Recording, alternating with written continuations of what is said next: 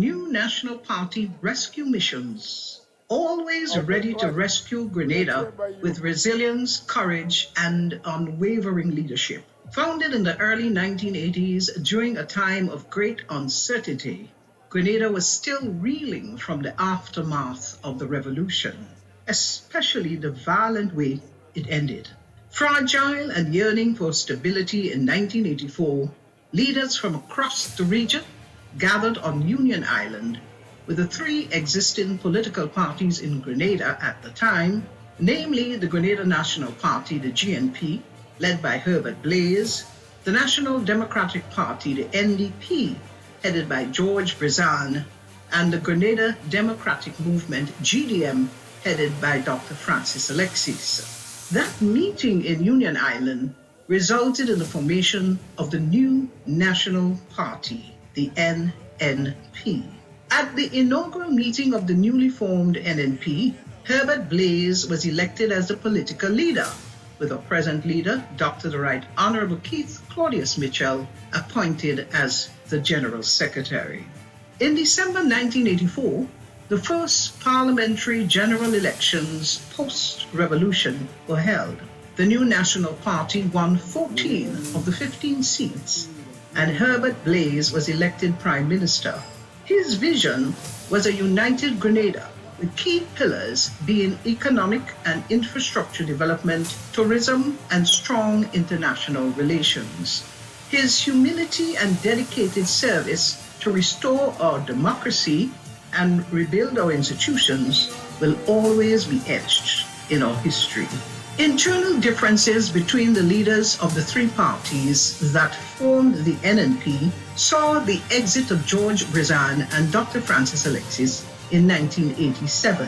They subsequently formed the National Democratic Congress, the NDC, with George Brizan as the political leader and leader of the opposition in Parliament. By 1989, Dr. Mitchell became the leader of the NNP. In 1990, the NNP lost the general elections to the NDC, and Grenada was again faced with major challenges. Grenada's weak growth performance during the period 1990 to 1994 was attributed to a continuous contraction in agricultural output, which declined each year.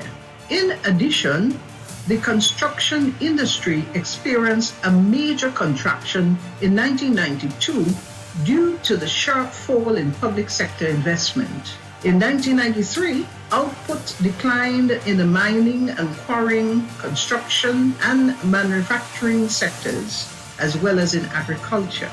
Gross domestic expenditure declined continuously from 117.4% of GDP in 1990 to 102.1% of GDP in 1994. By 1995, the new National Party was called upon by the people of Grenada to perform its second rescue mission under the leadership of Dr. Mitchell. The work of the NNP team and the clarion call for inclusivity during that period of service led to the party's first historic clean sweep victory in 1999. With the exceptional leadership of Dr. Mitchell, the NNP team went on to shape some of the most defining moments in our nation's history post the period of the revolution, leading the country through its darkest hours of two major hurricanes, Ivan and Emily, a world financial crisis, and a pandemic. Grenada suffered damages in excess of 200% of its gross domestic product, GDP, as a result of the hurricanes. Team NNP was charged with the responsibility to manage the rebuilding process in collaboration with the social partners, including the opposition.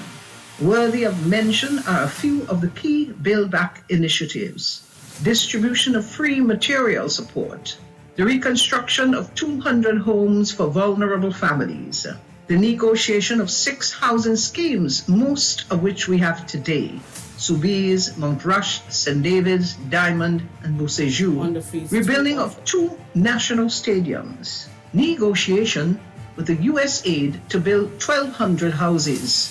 Negotiations with the U.S. aid to finance the cost of homes for 150 families. Cap on gas price.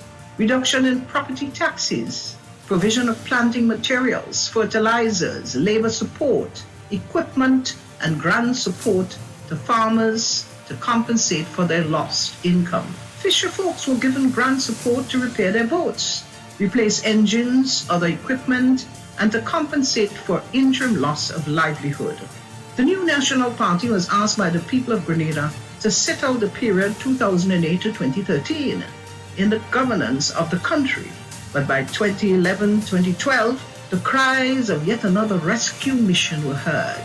In 2013, in true NNP fashion, we armed ourselves for the battle, and in 2013, we took on the fight and were victorious.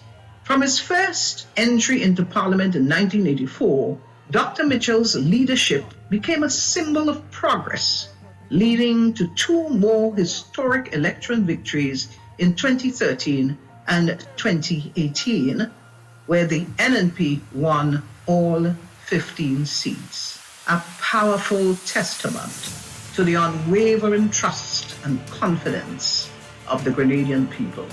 This era of the NNP saw heightened collaboration with our social partners to craft a homegrown structural adjustment program.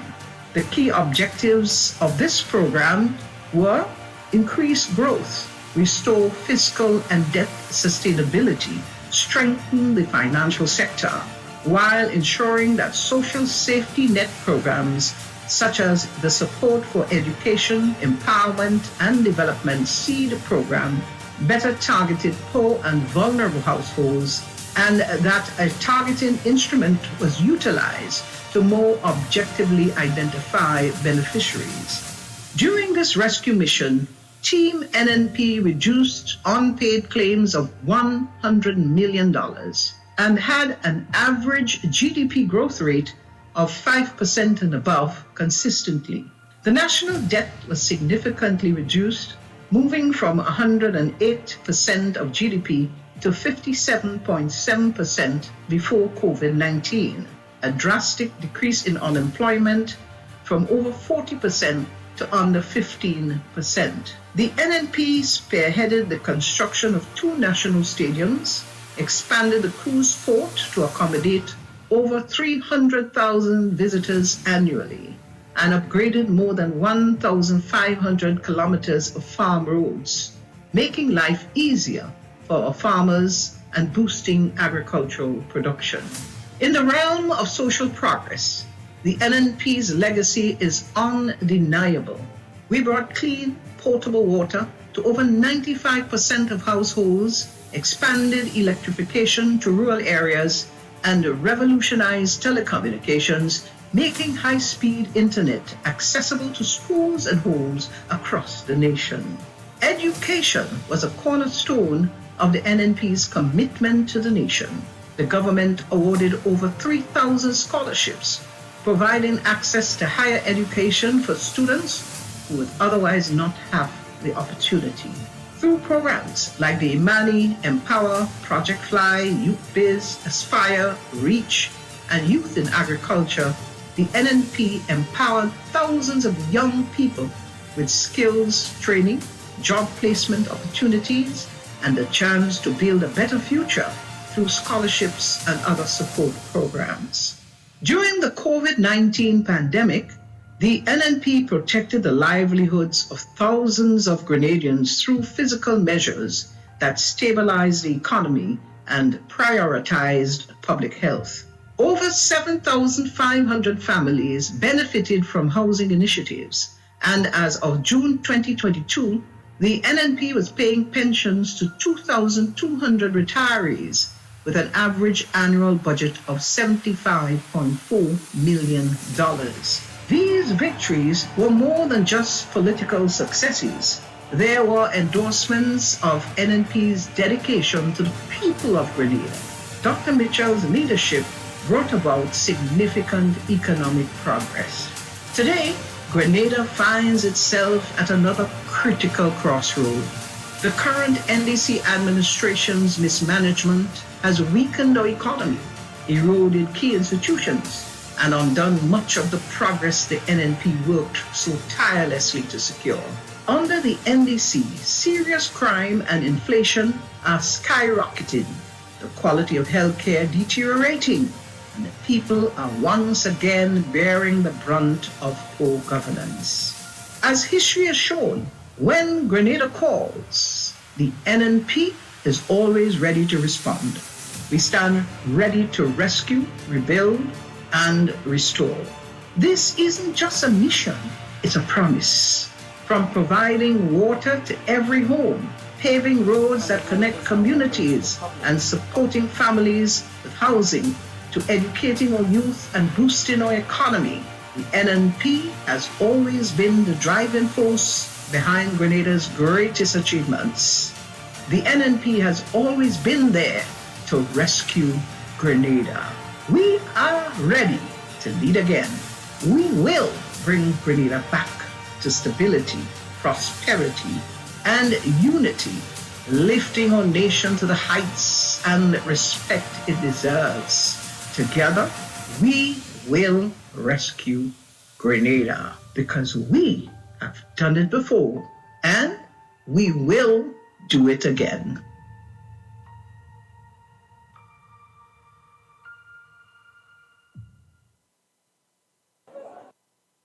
Thank you very much. NNP is always ready to rebuild and to rescue. We have done it before and we'll do it again. Good afternoon to our expanded head table, of course, our chairman and deputy, our political leader and deputy political leader, the Honorable Clarice Mothers Cohen, representative for St. Mark's, and Sister Amanda Japal George, who is the caretaker for St. Andrews Southwest. Welcome again to everyone. Good afternoon to my people. NNP? Yeah, boy. I realize that you all eat well. These are not the people who bought thing down the road. All you came home, all you come out from home with all your food, all you strong. We are about to start the evening session. We know that some of our people, I sung in low. It can't be me. I'll be the mic, Mr. Controller. Put on some volume on the mic. I eat good breadfruit, salt fish with green fig. I can't be sung in low. I'm from St. Andrews Northeast, the countryside. Are you hearing better now? Is it louder? No? I don't know. I'm not a mic technician, but maybe something wrong with the mic. It's better. All right. So I intend this afternoon, as we go into the afternoon session, I was asked to chair this session, I intend to learn from the people who are much more experienced in this thing than me. I was mentioning to someone that the morning session of this General Council is the shortest I've ever been in. And I know why. Because the chairman this morning said, he didn't say to you in words, but I will tell you. He said, I will keep this thing as a miniskirt. He said he wanted long enough to cover all the main parts, but short enough to keep it interesting. And I will follow through this afternoon. So, having learned that this morning, I want to move straight into action. Are you ready? Yeah, you sound ready. And to speak to us, the very first speaker that we're going to bring onto the platform is someone that will excite you. Someone that would lift the temperature in the room, not too high because it's a little bit warm already, but is someone that you should listen to attentively because she has youth on her side. But she's quickly gaining experience and becoming one of our better speakers. Put your hands together and let us welcome Sister Amanda Japal.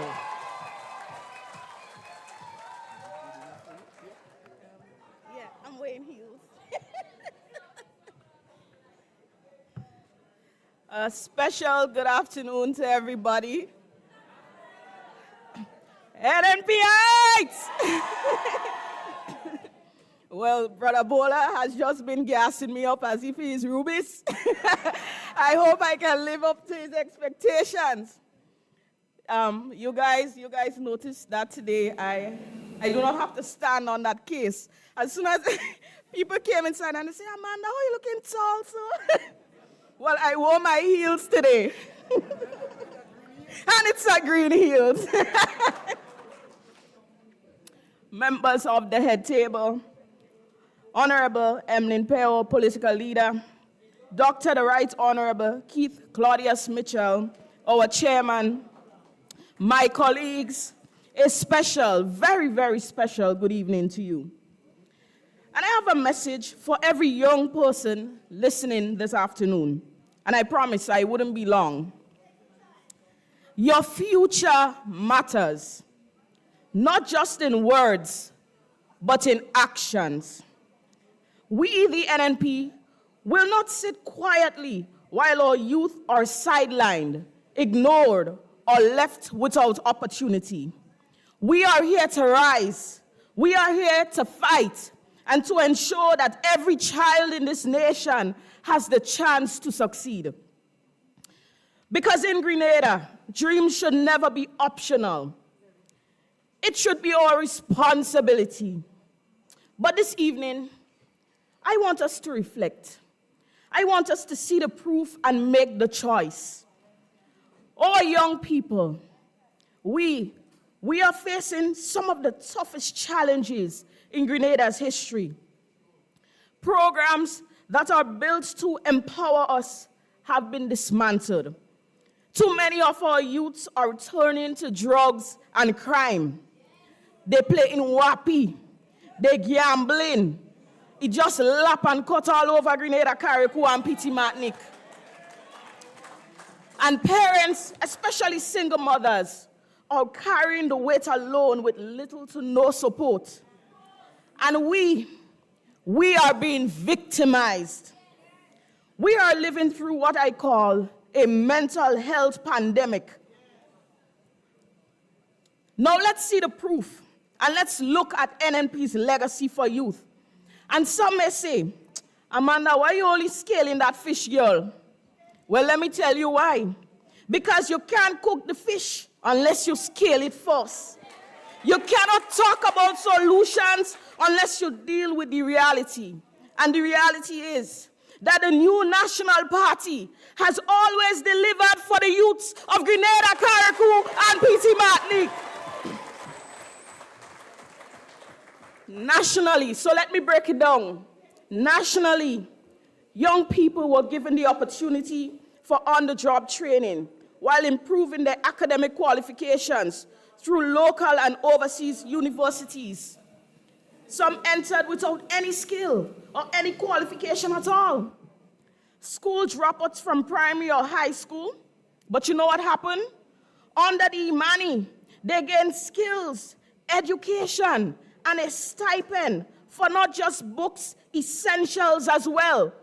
So look at this, see the proof, and make the choice. Specifically, we had the Empower program, and it targeted young men. This program focused not just on vocational skills, but also on life skills through sessions like Men to Men, men symposiums. These participants, they were trained, they were equipped, and they were provided the tools to start small businesses, building independence, confidence, and purpose. We had the youth biz, and I'm breaking it down for you because sometimes we hear about the programs, we hear the names, but we don't know what it entails. A small business program, and we created hubs in St. Mark's, St. Andrews, and young people were trained, financed, and were supported to start or expand their small businesses. And then we had the National Youth Parliament Program. And it was an avenue for our young leaders with political interests to debate, to discuss national issues and shape policies, giving them a voice in governance. And then we had Project Reach, a visionary program targeting crime-prone areas, including at His Majesty's Prison, where young people who had been overlooked or written off by society, NNP saw them, and they were given a second chance for education, mentorship, and skills to reintegrate and succeed. Project Fly. And I'm taking it very, very easy this afternoon because I want you to understand. Project Fly was a community-oriented program which fostered level-headed youths in specific areas, helping young people to stay focused and driven while building community pride. And then we had Empower.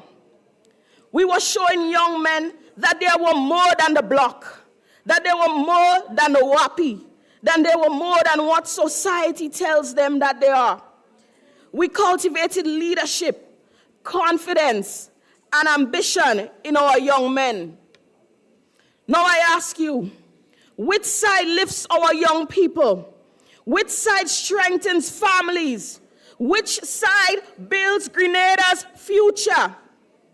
And I tell you this, the NNP has always been a party that invests in our young people. From opportunities that gave young men and women a chance to learn a skill, to sports programs that didn't just produce athletes, but produce leaders, discipline, and teamwork, to job creation. That is our legacy. That is our record. And I stand here today to tell you that we are not done. So when they're talking, tell them to talk the truth on us. They know how to go on Facebook and spread false information, but they don't know how to brainstorm a project on their own. And they line on things that can be easily found. Mad people think that going on here, yes? But let me tell you, no amount of lies can erase the truth from our record that the NNP had did it before and they will do it again. But my vision is very simple. A Grenada where every young person has the tools to succeed. Where sports and culture are not hobbies, but real avenues for opportunity. Where mental health is supported with real programs and real professionals. Where families, especially single parents, are given the support to raise the next generation. And where crime and hopelessness are not the headlines, but the success of our young people are. I want a Grenada where every child, every youth feels safe, valued, and given a chance. Not some children, not some child, but every youth. I know what it feels like to grow up in a small village, watching opportunities pass by on a bus that never stops for you. I know the struggle of wanting more for yourself, but not knowing if the road is paved for you. But I also know this. We Grenadians are strong. We are creative, resilient, because if you give a Grenadian a breadfruit, you will get oil long. So imagine what we can do if we are given proper resources and leadership. So this evening, I am asking you to stand with me for our children, our families, and our communities, because this fight is not about red or green. It's about whether we allow hopelessness to define us or whether we rise and define our own future. And I believe in the young people of St. Andrews Southwest. And I believe in the young people of Grenada, Carriacou, and Petit Martinique. And I believe that together we can empower the next generation and bring back hope to our nation with a new national party. And you know I like to talk, but brothers and sisters, I want to say this before I leave. A nation that fails its children fails its future. Hopelessness must not be the inheritance that we leave behind. Because when one child is left behind, and when our youths are left behind, all of us are left behind. So we fight not for ourselves, but we fight for that boy in Ladi who wants to be an engineer. We fight for that girl in Mamacan who dreams of being a doctor. We fight for every child in the South who dares to dream. Because their future is our fight. Their hope is our mission. And their success is our victory. And I know some of you guys remember sitting by a lamp with your little book, wondering if life would ever open its doors for you. But look at you. You stand here today not because the system was easy, but because your community believed in you. And you believed in a party that delivers. Now I ask again, who has done more for this country? Who has done more for our youths? Who has assisted our children to become doctors, lawyers, technicians? And the answer is, that is it. This answer echoes in every scholarship, every school, every uplifted family. The new national party. The NNP did that. We turned nothing into something with God's help. And I say this all the time and I'll say it again. Never be bullied into silence, young people. Never accept someone's definition of your life. Define yourself. And people often say to me, Amanda, you ain't afraid, girl. You ain't afraid people bully you. Bully me? I ain't afraid nobody. Not a boy. I respect people, but according to Cartel, I never scared. So I will continue to defend my party, and I will continue to defend my country and my people. I don't play for my people. So you can depend on me, and you can depend on the youthful, competent leadership and the team of the new national party to rescue you. You know how my MP found me? I walked into my MP's office and I always say this. Here, red as ever, 99 to 117 pounds. And I said I want to do something. You know what I'm telling you now? Youths, this is your time to do something. Weigh the scale, see the proof, and make the choice. And the only choice is the new national party. Brothers and sisters, I tell you today, green is the code. Away yellow go. So imagine a Grenada where your children don't have to migrate to succeed because success is right here at home. Our grandparents fought for independence and our parents fought to survive. So we must stand up for ourselves. And if we do not rise now, our children will ask, where were you when Grenada needed you the most? But I know we will do the right thing. And I know we will answer with one voice that we stood with the new national party. We stood for progress. We stood for Grenada, Carriacou, and Petit Martinique. So let us rise with the new national party. Let us build with the new national party. And let us move forward with the new national party. Brothers and sisters, NNP has been tried. We have been tested. And we have delivered time and time again. Remind them house is solid and our pillars are strong.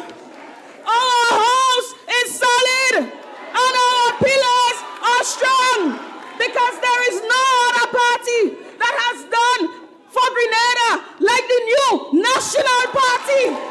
So tell them one time, Bajan, go back way, because the new National Party is coming back to rescue Grenada, Carriacou, and Pitimani. NAPItes! NAPItes! House! House! House! House! House! House! We will rescue Grenada, Carriacou, and Pitimani.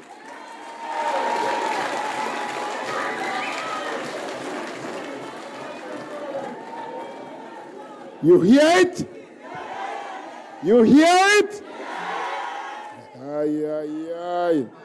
You know what I like? The future of our youths is our fight. Their hope, dreams, and aspiration is our mission. And the success is our victory. Yes? Let's remember that. Forget everything else, but let's remember that we fight this fight not just for ourselves, but for the next generation. They are our present and our future. Thank you, Sister Amanda. I know you was going to run the first lane really hard. So those coming after you, they had to run hard too, but they would have it a little easier because you give some lengths. You believe that? She gave some lengths. All right. Now, we are moving on. But just before I bring in the other speaker, I want us to do something that we had asked for in the first session, and we said it's going to be done now. We have lost some good souls, and so I'd ask you to stand, please, everyone, and let us do a moment of total silence. Sometimes we ask for a moment of silence, and some people believe it's not for them, so they continue to talk. But we want total silence as we remember our fallen souls, especially Brother Neelan Franklin, our young senator and former member of the new National Party who passed away. And I was informed also of Mr. Rupert Nichols, said he was a former commissioner of prisons. And from Northwest St. Andrews, we were told of a good soul that they lost just today. And all others who have departed to the great beyond. One moment, please.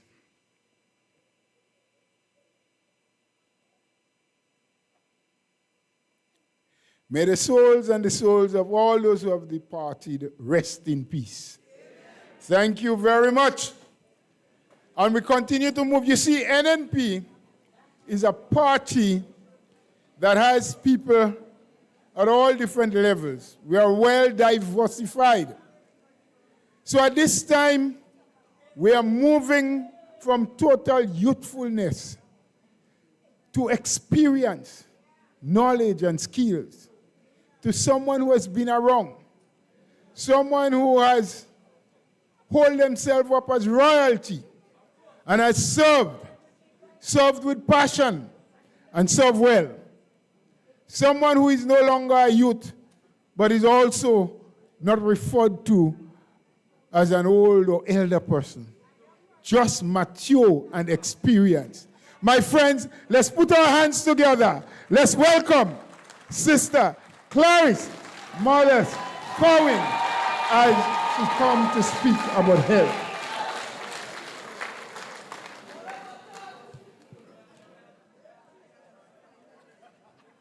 Tell me where it is for you. Is it good? Is it good yet? No, it's fine.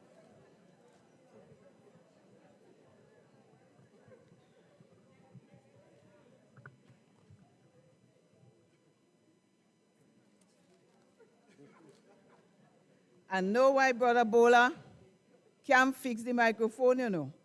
because he started a thing about going from young to what, and I want to tell him, be very careful what he was going to say, so he get nervous. But I'll hold it back for private. Pleasant good afternoon to all. Permit me to address the dignitaries at the head table, our dear Sister Amanda, who addressed us very pertinently and powerfully earlier on. And I'm just doing it in order of sequence. Our dear and beloved political leader, Honorable Emlyn Pierre, our very competent and able chairman, Dr. the Right Honorable King Claudius Mitchell, Honorable Senator Cox, Deputy Political Leader, and our Deputy Chairman of the party. To all the members of the executive, and to everyone gathered here, NNPites! Nice one. And to everyone listening out there in whatever medium, social media, we're happy that you have joined us. And you can always share the link to ensure that you get other people to listen. Because what we have said so far and what we are going to say are nothing but the facts and the truth. Brothers and sisters, NDC won the last election on false promises. Brothers and sisters, they knew that they could not deliver on most of the things they said. You know, sometimes the government come in office and they promise, and they can't do everything, but you have to see something that they have done. You have to see a project they start. You have to see a promise they have kept. And we are yet to see that. And we're going on 4 years. We're going on 4 years. So many things they promised.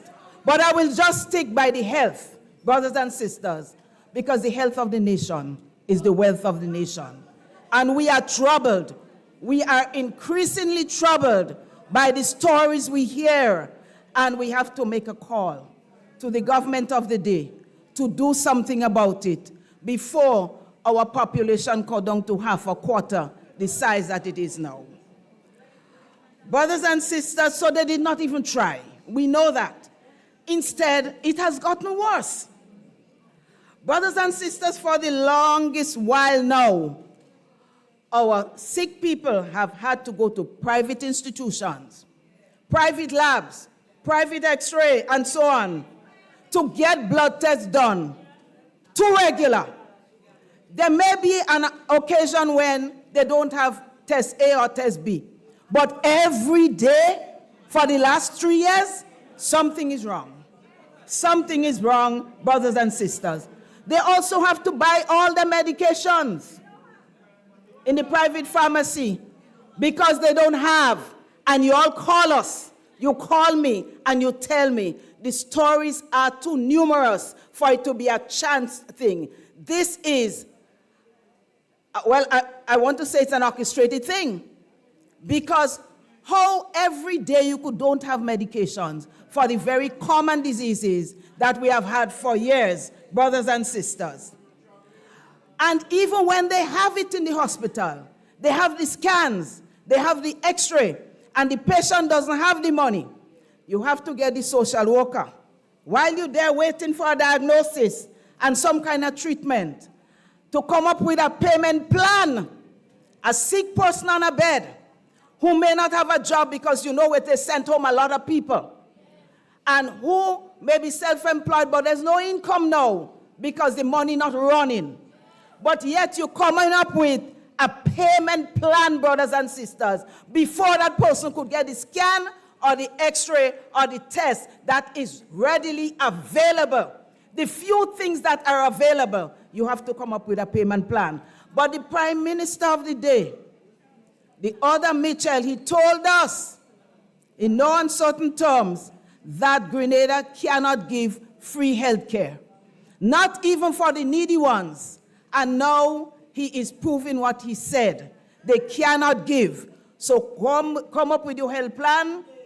Show how your income is, how you're going to be able to pay, brothers and sisters. So when you go to the hospital sick, it's like you're going to a bank for a loan, brothers and sisters. This is the level we have arrived at in Grenada, Carriacou, and Petit Martinique. Brothers and sisters, they could have just taken a page from the NNP book. NNP in office had an arrangement with the private sector so that if the X-ray broke down or the scan broke down, NNP would have the pertinent authority sign a paper to say that the government of the day will pay for that person who cannot put down the money at that time to pay for it, brothers and sisters. Brothers and sisters, that went to medication as well. Once they found out that a person was having difficulties, we would let the necessary processes take place so that these people can have the medication in the right dosage, in the right amount, and in the right time, brothers and sisters. You know, some people taking medication every other day because they cannot take it every day, they cannot afford it. So what kind of health care are we promoting in Grenada, Carriacou, and Petit Martinique? NNP had a well-advanced plan to implement a national health insurance that would allow people to contribute when they're well and they're working. And when they got sick, then the insurance would kick in. NDC come and they scrap it, knowing that they would not do anything about it. That's why medical and nursing staff are frustrated. That is why they're disappearing. That is why they're going abroad. Because if you do not give them the tools to work with and to save lives, and they see people dying that they know in their hearts, these people's lives could be saved, brothers and sisters. People have no option at this time but to get frustrated, and sometimes the patient gets the brunt of it, but also they go to other pastures. And NDC does nothing to stem that tide of the brain drain that is happening in our country. Brothers and sisters, our people are suffering. Shortages of medication, equipment, of staff. If the orderly, you don't have enough orderlies to bathe you, you have to wait until a family member comes to bathe you. A lie? That happens every day. You know, you visit people and they tell you they're waiting to see if somebody go come to bathe them. That never happened under the new National Party. We were caring people. Brothers and sisters, we had the dietary assistants who would go by the bedside of the sick patients who could not feed themselves so they could eat. Sometimes you go there 3 o'clock, 4 o'clock, the lunch is on the table of the patient and nobody to feed those patients. We know the body needs food to nourish, and the body needs food even more when you are unwell so that you can get better. But you just do not have the staff to help the people to get an ordinary meal, brothers and sisters. And our people, young people, are dying needlessly. You just have to check the death news. You know, we always had young people who died occasionally, but now young people competing with old people to die. That never happened before. Because measures were taken, brothers and sisters, by our government, our administration, to ensure that we had certain things in place. We purchased it, we made it available, and when we did not have, we signed agreements with providers so that our people would not suffer. But the most painful thing is that there is money to do all that. They met money there, and they still have some, brothers and sisters, to do all what we need. But no, they're doing the wrong things with the money. Brothers and sisters, rent. When you have to pay rent over $20,000 for one person, you know how much medication and how much x-rays and how much scan? Over $20,000. Some said 23, some said 24. I don't even want to ask because I'm ashamed of a leader of a country deserting the people of the country and looking for luxury when you should be taking care and doing what you promised the people you would do. Take care of the people of Grenada, Carriacou, and Petit Martin.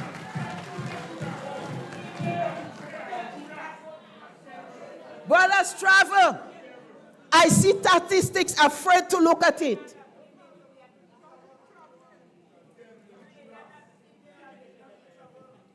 I hear somebody say travelment. I believe that is of a new word in truth. That had to be travelment. It can't be the usual kind of travel. Millions of dollars. We did budget some months ago, and when you watch the expenditure, the biggest expenditure in health was travel. When the biggest expenditure should be medication. It should be the parts to fix the CT scan. It should be the parts to fix the sonogram, brothers and sisters. It should be paying for the reagents so that lab tests can be done. These things are needed. And so they try to explain what they do with the $500 million they made there. So all we have to ask ourselves, we don't want an explanation. All you have to do is spend it on the health and the education and other things that affects the lives of the Grenadian people. And that was not done. There is absolutely no explanation for how they spent the $500 million they spent there. Brothers and sisters, so they come back with new promises. They come back with the project that they call Polaris. And the way they push it down with throats is like they're saying, if your foot hurt in you and you can't get an x-ray, if your head hurt in you and you can't get a Panadol, hold on, new hospital coming. That is what it is. Because what hurts the people, what is hurting the people of Grenada, Carriacou, and Petit Martinique, what makes them feel the most? You aren't telling them nothing about that. You are not telling them where you're getting nurses from, when you're going to pay the OECS PPS so that we can get some medication. You are not telling them when you're going to sign an agreement with the same places where you send them to go and do the scan. And you put in a Project Polaris. Well, hold on. Don't fret, Project Polaris coming up. Brothers and sisters, heart disease and diabetes killing our people. Diabetes with the proper staffing and the proper medication is easy to treat. Simple thing. A difficult thing, don't get me wrong. But it is simple to treat. You educate them. But if you don't have the nurses, if you don't try to keep them, who will explain to the patient what is going on and how we could deal with it? Grenada has the highest incidence of cancer in the region. Check it out. You ever hear they talk about that? You ever hear my Minister for Health talk about that? I give him credit.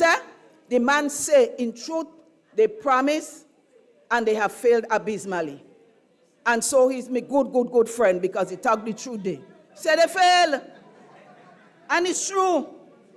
Brothers and sisters, they sign an agreement. So if they don't talk about Project Polaris, now they're giving you a flight to go to Ethiopia. But if all of us sick and dying, what we going there and do? When you travel, you have to be healthy. If you're going and do business, you have to have money, brothers and sisters. So I'm not against any relationship with Africa. But if you're going to put that in front of the health and the development and the prosperity of our country, I have a problem with it. Brothers and sisters, yes, everything is Polaris. Just hold on. They say they haven't put a nice place for tourists to go. Right there in the grounds with the hospital, But when you're sick, what you care about that? I have been a tourism minister, and I love it when visitors come. But I know where my priorities are. The people who put you there, you have to serve them first. So, brothers and sisters, the facts are many. You know, one time we didn't know about a GoFundMe. But now everybody had to GoFundMe. Because no government, nobody in responsible position to help the needy people. There might be time for a little GoFundMe too, but not so. The government had to kick in first. Yes, the government is responsible. And then if you want more, you do a little GoFundMe and people see the need and they help.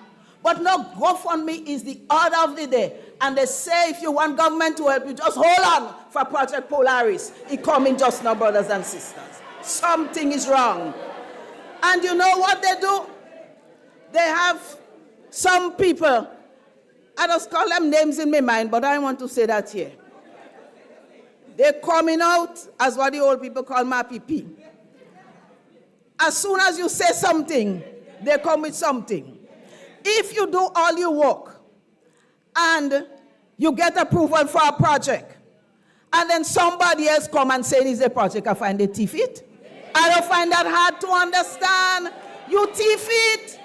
You could use any other word you want. The fact is, either all you teeth it or you're trying to teeth it. But something take place.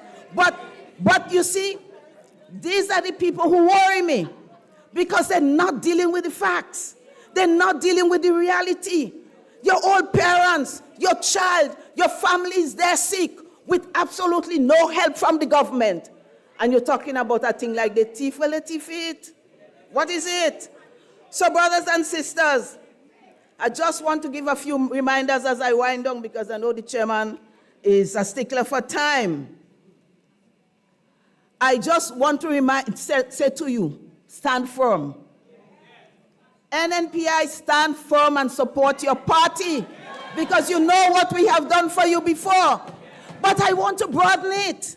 Everybody's not an NNPI. I want to say to Grenadians, open your ears, open your eyes, stand firm for your country, stand firm for your children, stand firm for your people, stand firm for your 12-year-olds.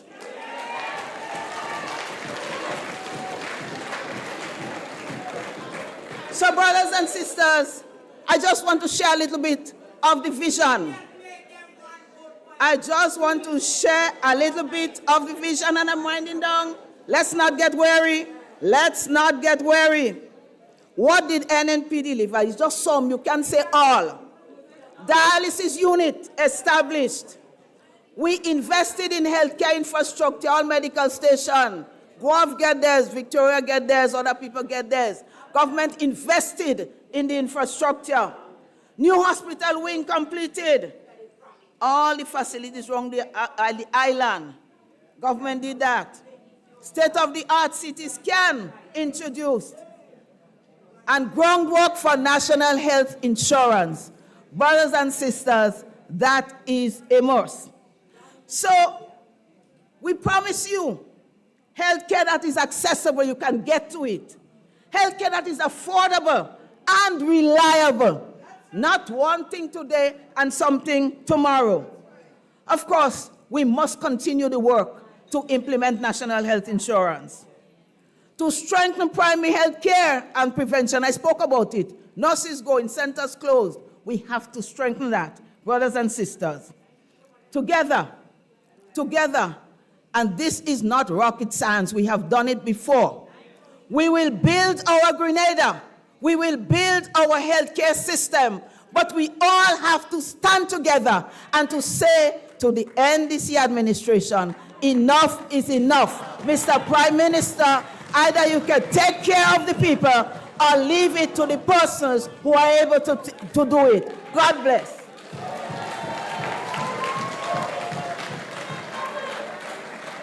God bless you, Sister Modest. I like that. And I remember, as she said that, some people from a certain place sing a song one time. Open your eyes and see. You know? Open your eyes, see what NDC doing to we. All right, let's leave it there for now. We go. You know, we'll give a little more than in time, but let's hold it there for now. Now, I want to read something. The mic playing trick with me. A fella they say, "You come and fix it," but I don't know where you go. So let me see if I could read something here still. Just listen carefully, yeah? Listen. Mr. Mike, man, if you're there still, come and fix the mic as you promised for me, please, yeah? So I'm about to read something to you. And listen. It's addressed, the date is 7 September 2025. That's today? Okay, right. Honorable Emmeline Pierre, leader of the opposition, political leader, New National Party, Grenada. Dear Honorable Pierre, on behalf of the United Workers' Party, I extend my, and the thing in me trouble here now, I extend my warmest greetings. You don't move in on the screen. I find that phone behaving like a people, you know, he gets stuck like NDC. So he don't want, right, he move now. Maybe. I extend my warmest greetings and deepest solidarity to you, your executive, and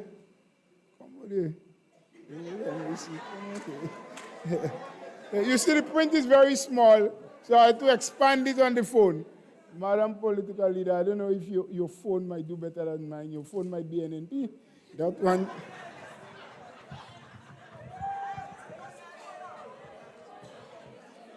Thank you, sir. Thank you.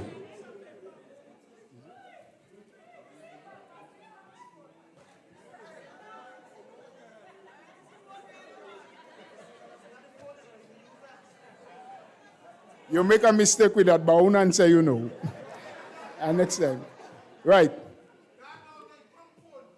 You, the executive and the members of the New National Party, as you convey your General Council meeting today. This gathering is an important moment for the NNP as you reaffirm your values, vision, and commitment to the people of Grenada, Carriacou, and Petite Martinique. The United Workers' Party share your belief in the principles of unity, resilience, and people-centered leadership.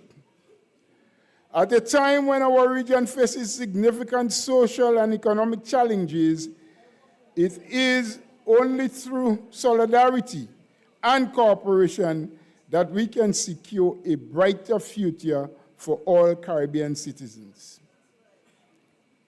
We commend your leadership and the NNP's continued dedication to strengthening democracy, driving development, and defending the aspirations of the Grenadian people.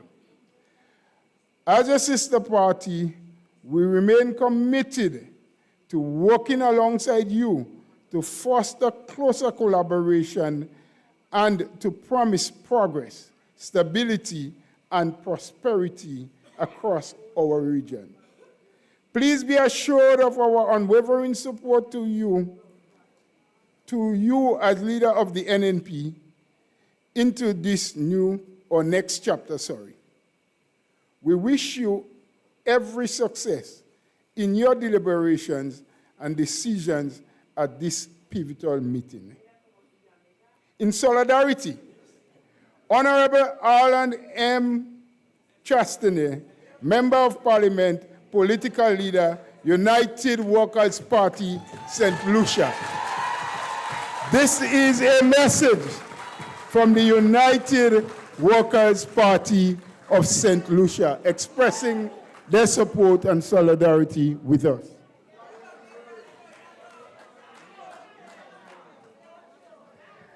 All right, we must continue. Some people complain about the heat. It's really warm. I don't know what happened. I don't know if they sabotage us. I find the air condition on. So the air probably there, but they might take out the condition. I don't know. But we're going to find out. We will investigate. We will right all of the wrongs. Yes? Somebody sent me a piece the other day. They said, and I can't remember it all now, but they talk about the amount of miles of travel that our Prime Minister in Grenada has done since he got into office. And they said that the travel that he did as Prime Minister of Grenada is 3 times that of the Caribbean country that has the most wealth. So in other words, we are far poorer than a lot of Caribbean countries, but our Prime Minister has traveled 3 times more than the Prime Ministers of those wealthier countries. But what's important is that they said, despite all this travel, he brings back nothing. My friends, this afternoon is not for me to talk too much. I've been warned and cautioned. They said sometimes, Bola, you're stuck a little too much. So let me wind down and let me bring the real person, the person who knows how to open people's eyes and their ears for them to hear and for them to see, because he comes from the city from where this song originates. Put your hands together, my friends, and let's welcome our deputy political leader, Brother Nolan Cox, to speak on infrastructure and Carriacou and Petit Martinique.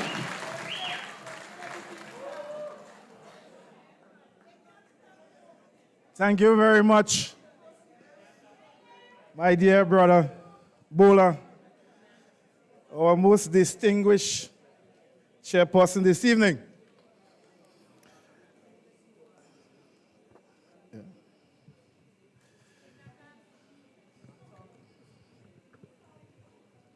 Thank you.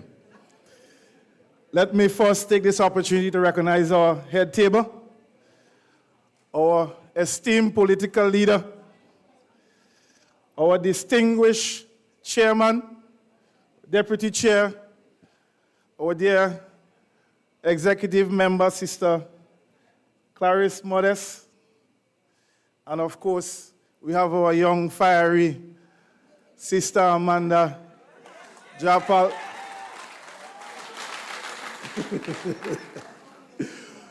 Other executive members, delegates, and of course, must recognize my delegate team from Carriacou and Petit Martinique.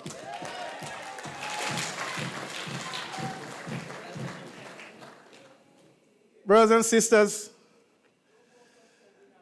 are you excited? I'm excited.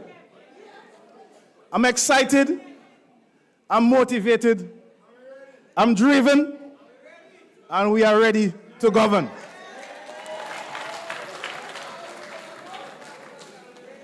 I must make light of our theme for this General Council. Unity and purpose. NNP is building on a solid foundation. When we hear and see our young caretakers, we know that we have a solid foundation. This evening, brothers and sisters, I'll be speaking a little bit on infrastructure and, of course, my beloved islands, Carriacou and Petit Martinique. This new national party, we have a history. We have a fantastic history of investing in this country. We have invested in our people through infrastructure. Brothers and sisters, there is a direct correlation between investing in infrastructure and economic development. When you don't invest in your people, everything dies, everything goes slow. And I'm certain that you are seeing now that everything is dead. Persons are struggling to make an income. Business leaders are struggling to meet those monthly commitments because why? This government has failed to invest appropriately in this economy of ours. But if we look at our resume in investing in this country in infrastructure, it's one that is outstanding.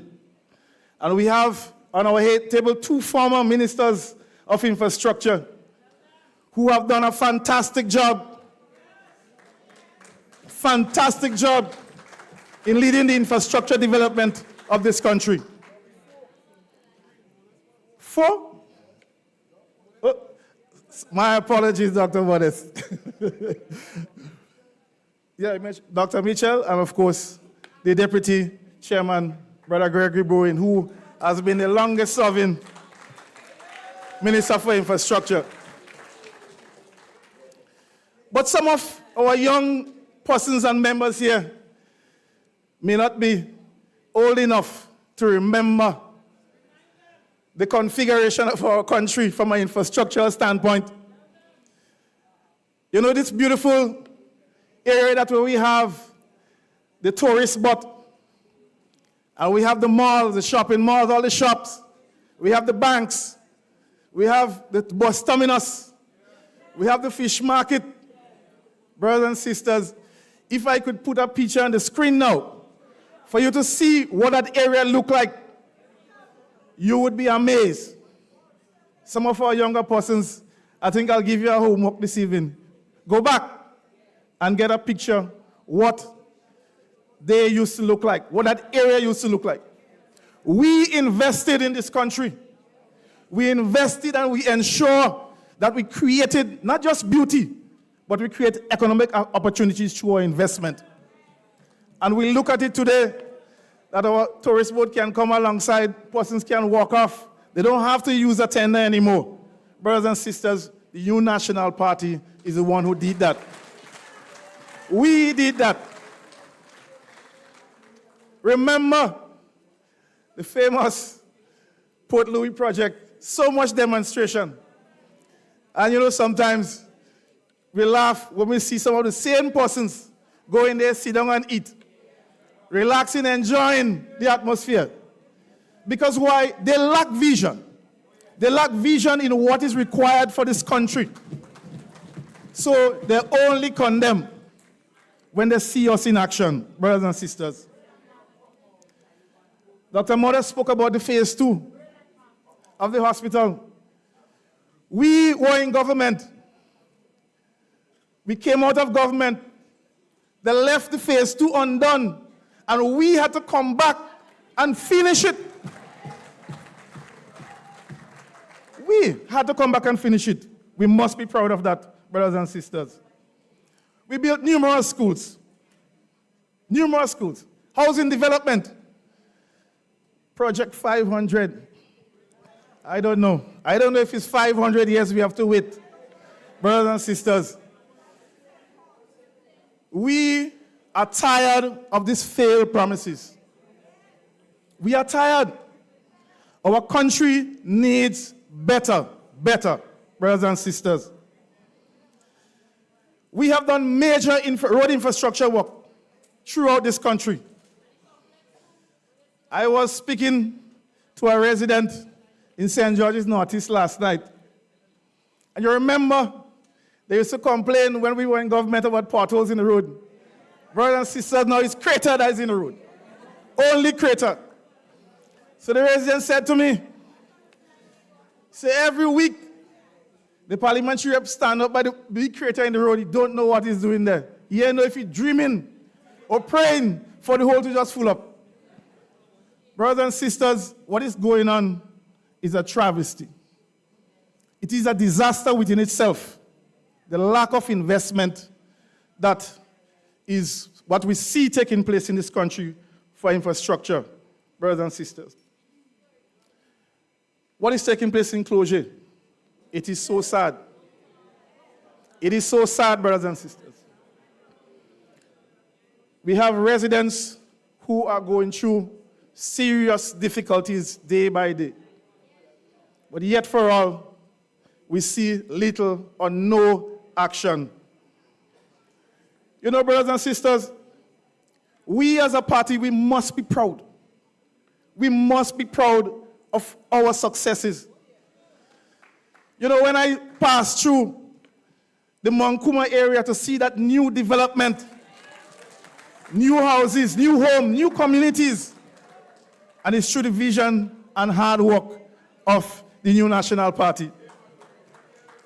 The current government, brothers and sisters, when coming into government, establish a whole ministry for implementation.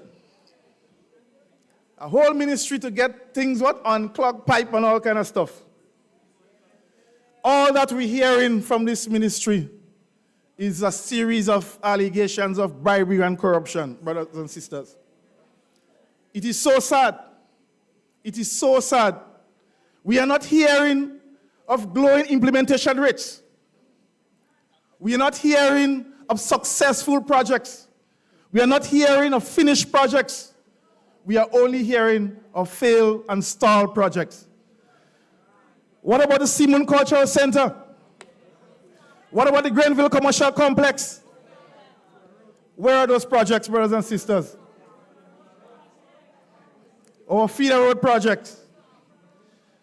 Brothers and sisters, we are in a sad state. We are in a sad state. But I can assure you that we have an able team. We have an able team. We have done it before, and we are going to do it again. We govern for everybody. We govern for the young. We govern for the old.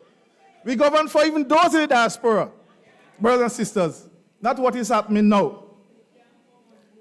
You know, they're accused of handouts. I never see projects handed, never yet in my life. No bidding, no tendering.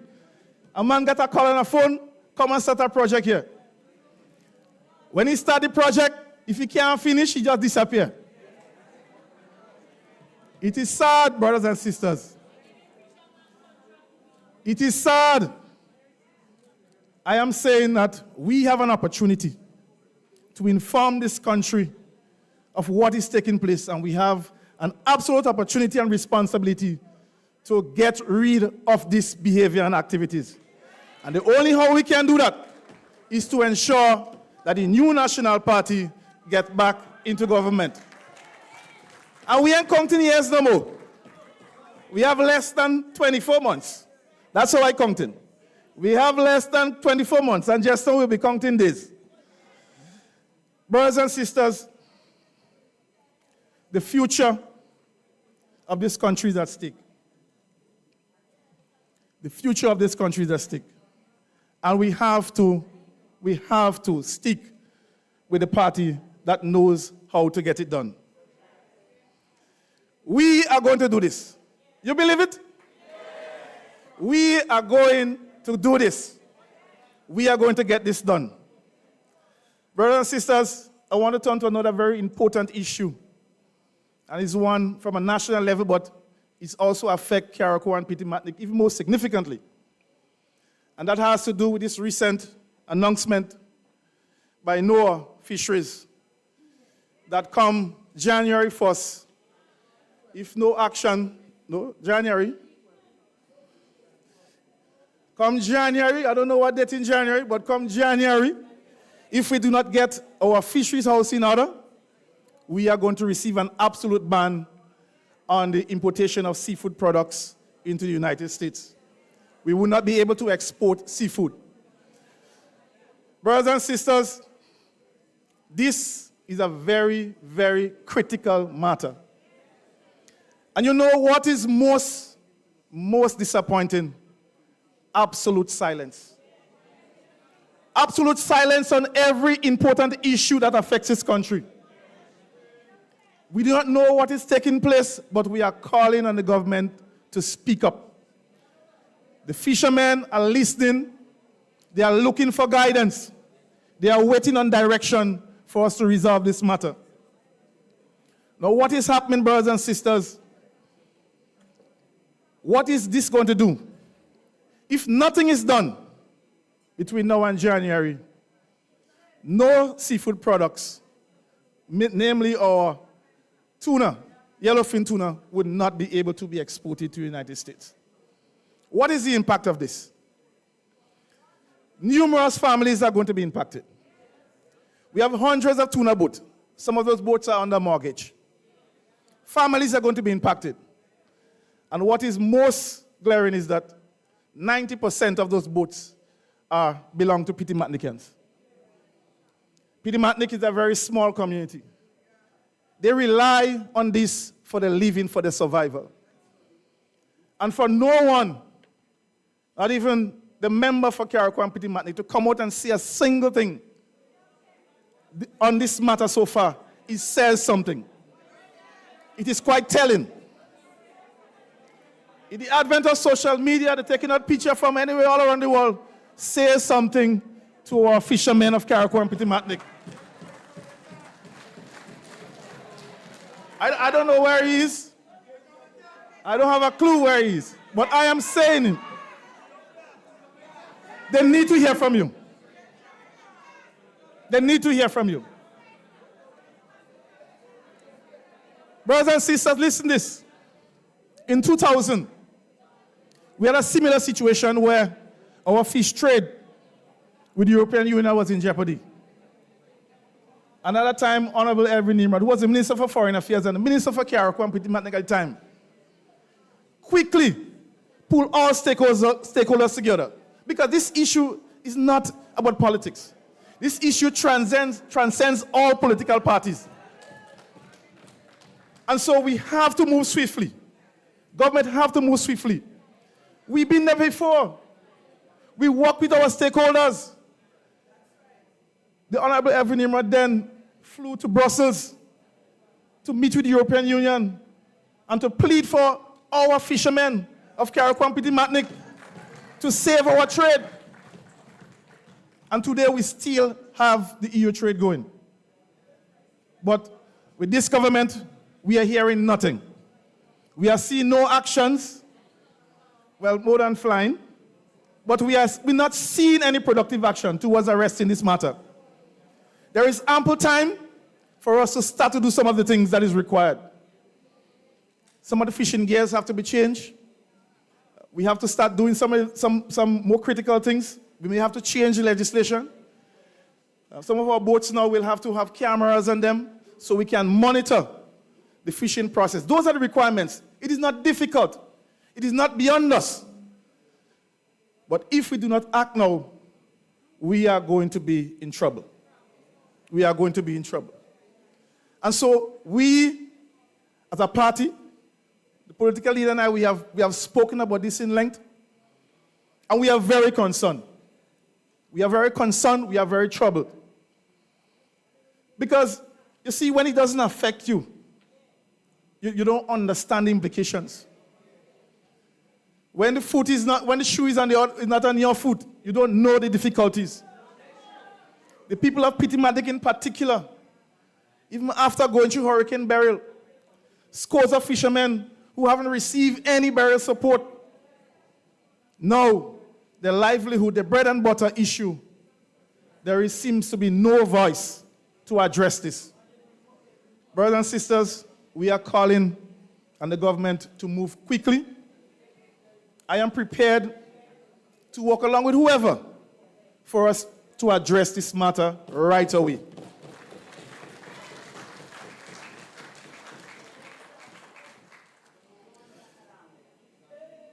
Brothers and sisters,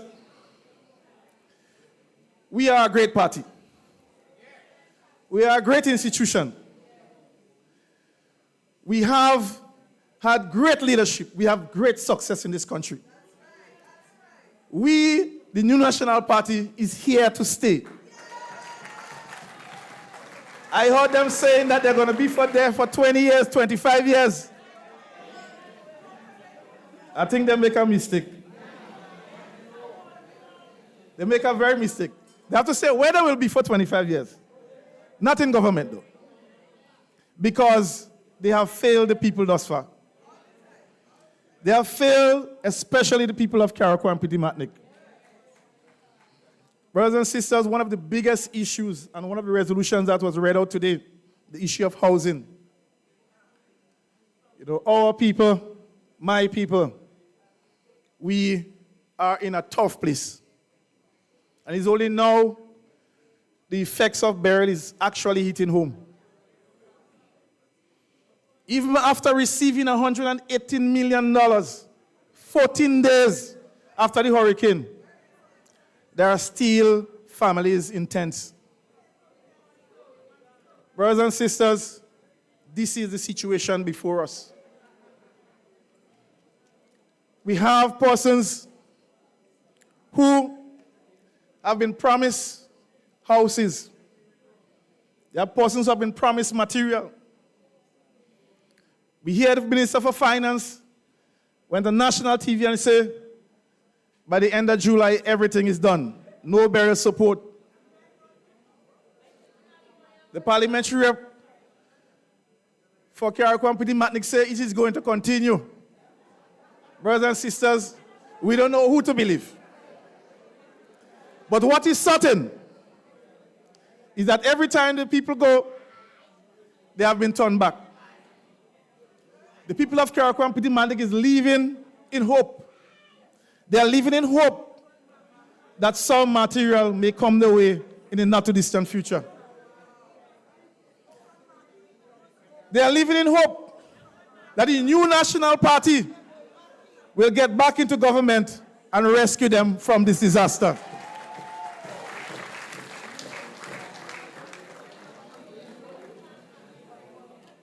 Brothers and sisters, the stories are numerous. We have persons receiving homes who never had a home. That is the sad story. You have houses building, 2 and 3 houses building in 1 yard. And several families who had a home, nothing for them. Because why? The policy is, if we ensure you support us, nothing for you. Brothers and sisters, the situation is dire. Don't let them fool you about all this fancy stuff that they're showing you. Trust me when I tell you that. Every person that visits Karakwam Matnik is in awe when they see what is there. And they said, Cox, is only by coming and seeing for yourself you understand what is taking place. Just yesterday, somebody came to Karakwam for the first time, and they said, Cox, you guys are in a lot of trouble. A lot of people are still without proper housing. It means that the National Party have to be prepared.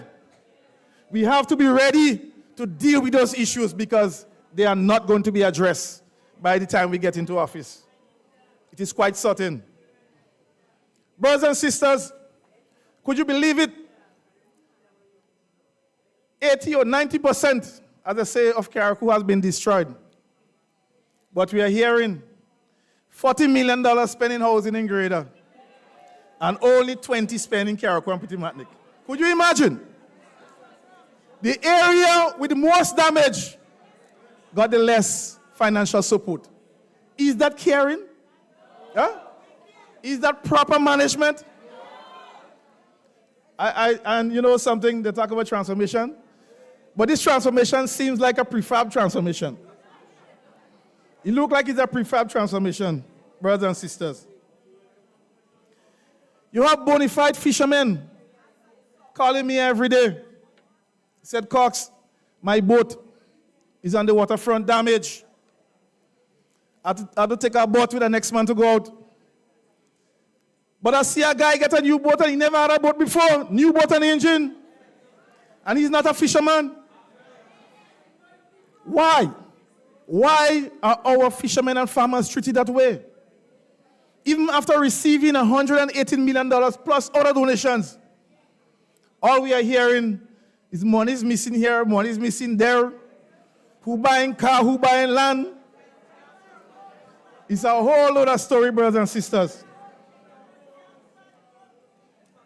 We have right now a number of our senior citizens who have lost their home. They are in residence on the mainland. They have not returned back to Karakwam yet. And that's a fact, brothers and sisters. Why are there no attention given to them?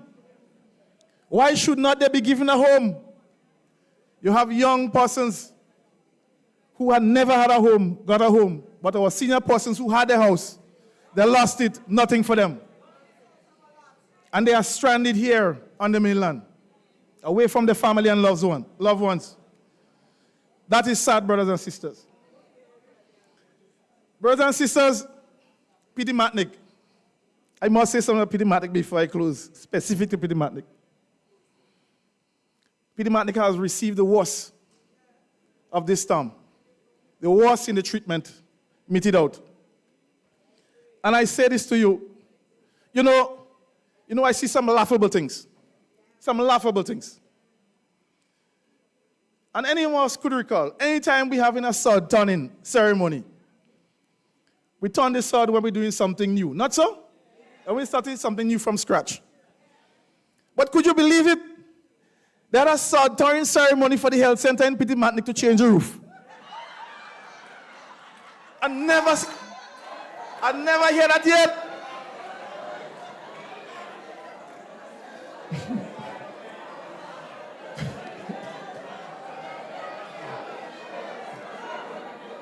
It's just fun. Could you believe it? They said that they were going to build something new in Pity Matnick, new health center, where you could do minor surgeries. They said that in a press conference. New development. That's the reason why we aren't doing anything in Pity Matnick. We want to do something new, something big for Pity Matnick. So the people were waiting. I mean, I know the site of which the health center is on. And the following visit I made to Pity Matnick, I stand up in the road and I watch. I said, well, where is this expansion going? Building to the right, left, building to the right, building to the back, and a little walkway to the road. So where is going? Well, if they were going up with another floor, I could have said so, but all they did was change the roof. All they did was change the roof, and they turned this out for changing the roof.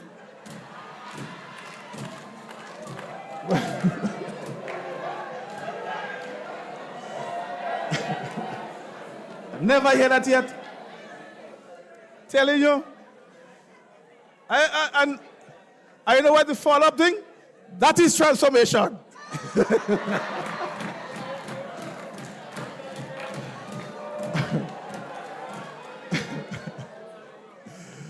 No, I'm telling you. It's really, but on a serious note, we have to as a party keep our lens focused on Pity Matnick. They need help. They need immediate help, especially with housing. We have to do everything that we can to support them in their recovery efforts. We as a party, we have been doing our part with whatever little resources that we have. We have been working, helping persons build back homes, even with the limited resources that we have. We have a long list of persons who have been calling us to help, and so we're trying to expand our team of helpers so that we can go out and do more for our people. Brothers and sisters, it is not easy. But I must commend the Caraquans and Pity Matnickans who are there and struggling through this. I must commend them. Some of them could have easily pack up and go, but they are still there because they are fighting for the islands. They are fighting to ensure that we remain and, of course, we restore things back to normal.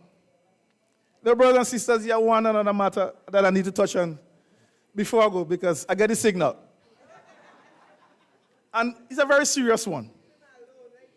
I recall myself and the then Prime Minister, we had a serious meeting regarding our fire response for the nation, the country as a whole.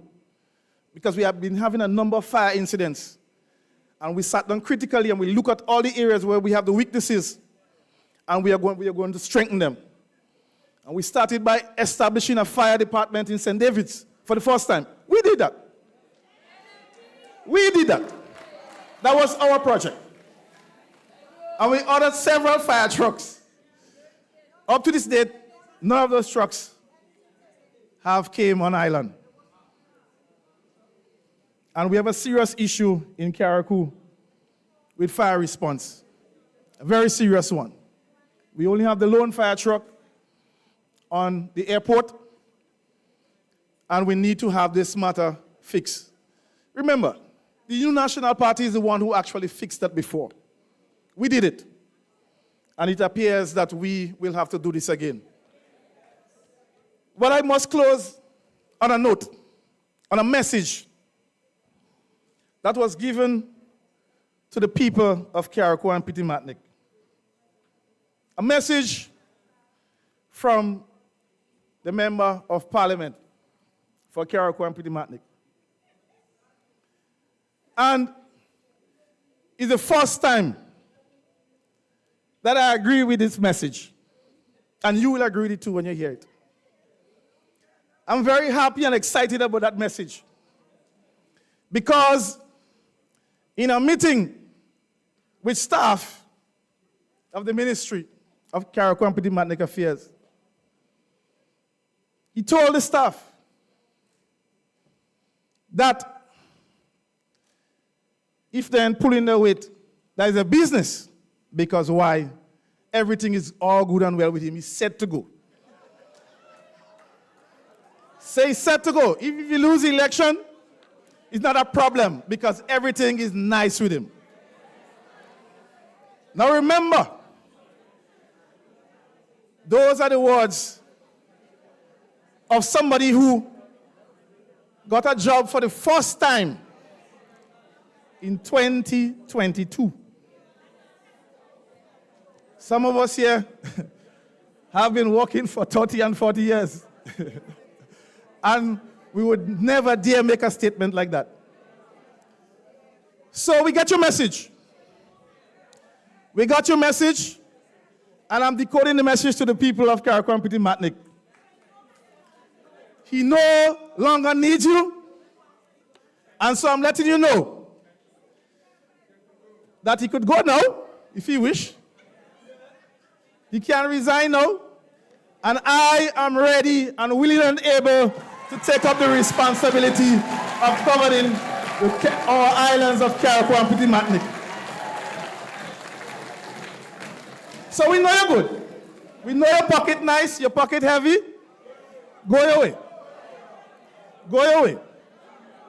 Yeah.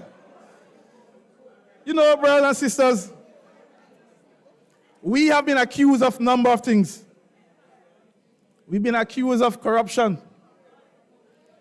But brothers and sisters, if somebody, and we're supposed to have some former investigators here, if somebody who never worked before and got a job in 2022 and in 2025 say that they're good to go, then I think that calls for investigation.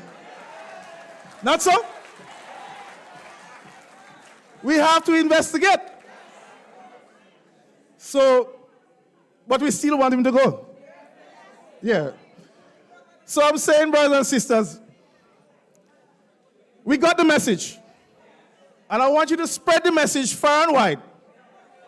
That he's good, everything is nice with him. Leave us alone, let we handle with business.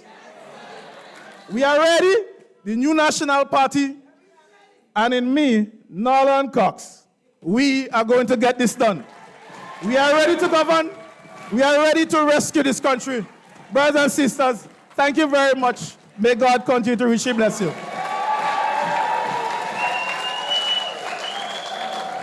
Some more applauses for Brother Cox. And let the people of Carriacou and Petit-Martinique know that we are ready and we are supporting. You know, Brother Cox, we are with you next Saturday, and we know we'll have a good time in Carriacou. Good meeting. But prepare for me, we have a song we must play for Brother Tevin when we go. You want me to sing it again? I'm not a singer, you know, I'm just a songer. I could hum. Yeah, I like Jamaican music. Fed up, poor people fed up. You know it? Well, I'll just sing it for all yourself. Anyway, we're moving on. We're moving on. We have more people to speak. But I want everyone to direct their attention to the screen just before I bring in the next speaker. Watch the screen, and listen. Political leader of the new National Party and leader of the opposition, the Honorable Emmeline Peer, party chairman and former Prime Minister, the Honorable Keith Mitchell, brothers and sisters of the new National Party, good afternoon. It is my great honor to bring greetings on behalf of the Jamaica Labour Party to the supporters and members of our sister party in Grenada, the new National Party, the NNP. The Jamaica Labour Party and the New National Party, as proud members of the Caribbean Democrat Union, share political bonds, a common history, a common vision, and a common belief that strong leadership rooted in service to the people can transform nations. Our bond of friendship and solidarity has stood the test of time, and today it is stronger than ever. This afternoon, I recognize the leadership of the new National Party, the tremendous accomplishments under the stewardship of your former leader, Dr. Mitchell, and now the determined work being carried forward under your new leader, a strong and competent woman committed to taking Grenada into the future, Emmeline Peer. I commend you for the early work already being done in preparation for the next general election. I know it is not always easy, but it is absolutely necessary. The energy, dedication, and discipline you are showing at this stage reflect true leadership built on vision, preparation, and commitment to the people. My friends, to secure our historic third term in Jamaica was not easy. We worked tremendously hard and ensured we gained the trust and confidence of the Jamaican people. In turn, the people saw in us a team that was prepared, a team that remained grounded, and a team that delivered on the commitments we made. I therefore want to encourage you, the members of the NNP, remain steadfast, stay close to the people, keep their struggles, their hope, and their dreams at the center of everything you do. Elections are not won in the heat of a campaign alone. They are won in the daily connections you make with people, in the trust you build, and in the vision you consistently communicate. The Jamaica Labour Party will walk hand in hand with the new National Party as you prepare for the coming elections. We will share experiences and we will strengthen our collaboration, because when one of us wins, we all win. Grenada, like Jamaica, can thrive with strong, disciplined, and visionary leadership. Under the new leadership of the NNP, the foundation is being laid for victory and for renewed service to the people of Grenada. In closing, winning elections is a critical part of the bigger mission of shaping lives, building nations, and ensuring that our children inherit a better future than the one we met. That is the mission that unites us. That is the bond that keeps the Jamaica Labour Party and the new National Party strong. Stay focused, stay united, and stay committed. With God's guidance and the will of the people, I am certain that the NNP will rise to the occasion and Grenada will move forward with strength and purpose. On behalf of the Jamaica Labour Party, I wish you every success in your deliberations today and in the journey ahead. May God bless the new National Party. May God bless Grenada. And may God continue to bless our Caribbean family.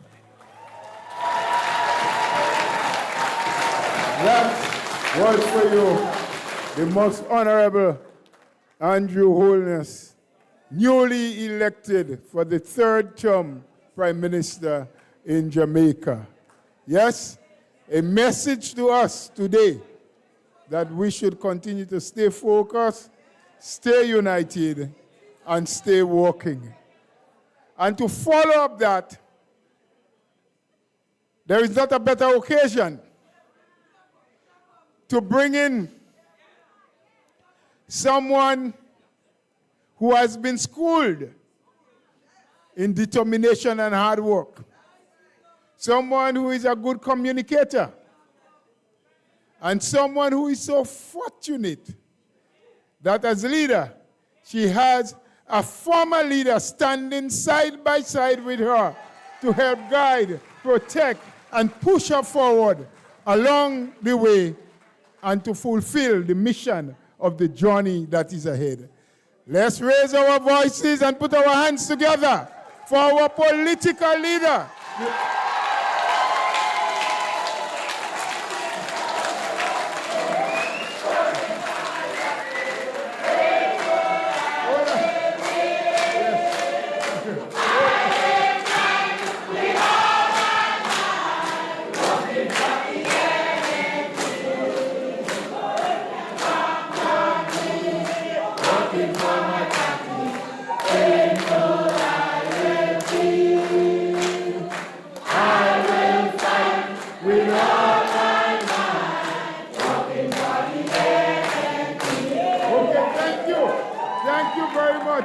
Let's make a quick correction.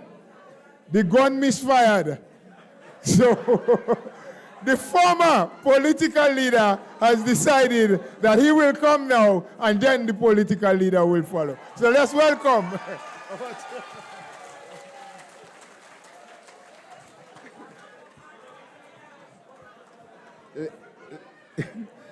Listen this. Listen to this.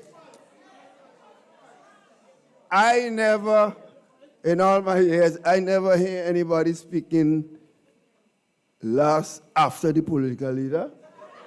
So I have used the office of chairman to dictate that I am speaking now. The political leader is the person that must speak last in a political meeting. I don't know where Brother Bola get this thing. Bola, where you get this thing from? You see, that's why the older heads have to be there to put things in order all the time.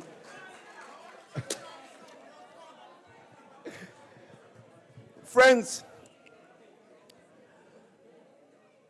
of course, let me recognize our distinguished head table and, of course, the political leader. But I recognize the Prime Minister of Jamaica. I spoke to him yesterday.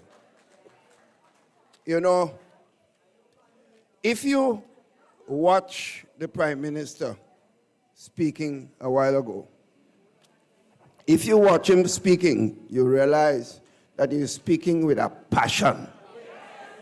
You know why? Because Andy and Tevin. Andy and Tevin go and they raise an ant's nest in Jamaica.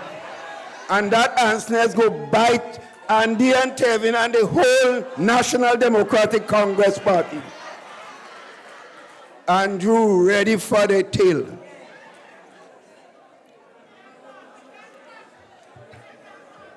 Friends, a while ago, your chairman this afternoon introduced Brother Cox. And at one time while Cox was speaking, he sung like a comedian. Because the amount of jokes Cox was giving in between his political speech, it tells you something is wrong in this country. We wonder, what do we have in government? Seriously. They're making Cox turn like a comedian, like John Agitation or Tommy Smith or them fellas in Trinidad. That's how he made him song, and he have a choice. One of the better political speech I've heard for a long time, sisters and brothers. Give Brother Cox a round of applause. A political speech must not always be about technical things and just numbers and policy. It also has to be mixed with humor. And Brother Cox, you did an excellent job. You made Carriacou and Peter Martinique proud. You made the whole of Grenada, Carriacou and Peter Martinique proud. Thank you. But colleagues, if you sit and think carefully, you all have to realize while we're talking on a political platform, we have a serious problem facing this country. Those of you and those of us who have children and grandchildren must be worried, you know. Because these guys are making us a laughing stock in this country. We are becoming a laughing stock to the whole Caribbean. Are getting calls every day, regionally, internationally. Keith, what the hell going on in Grenada? What kind of people you all elected in government?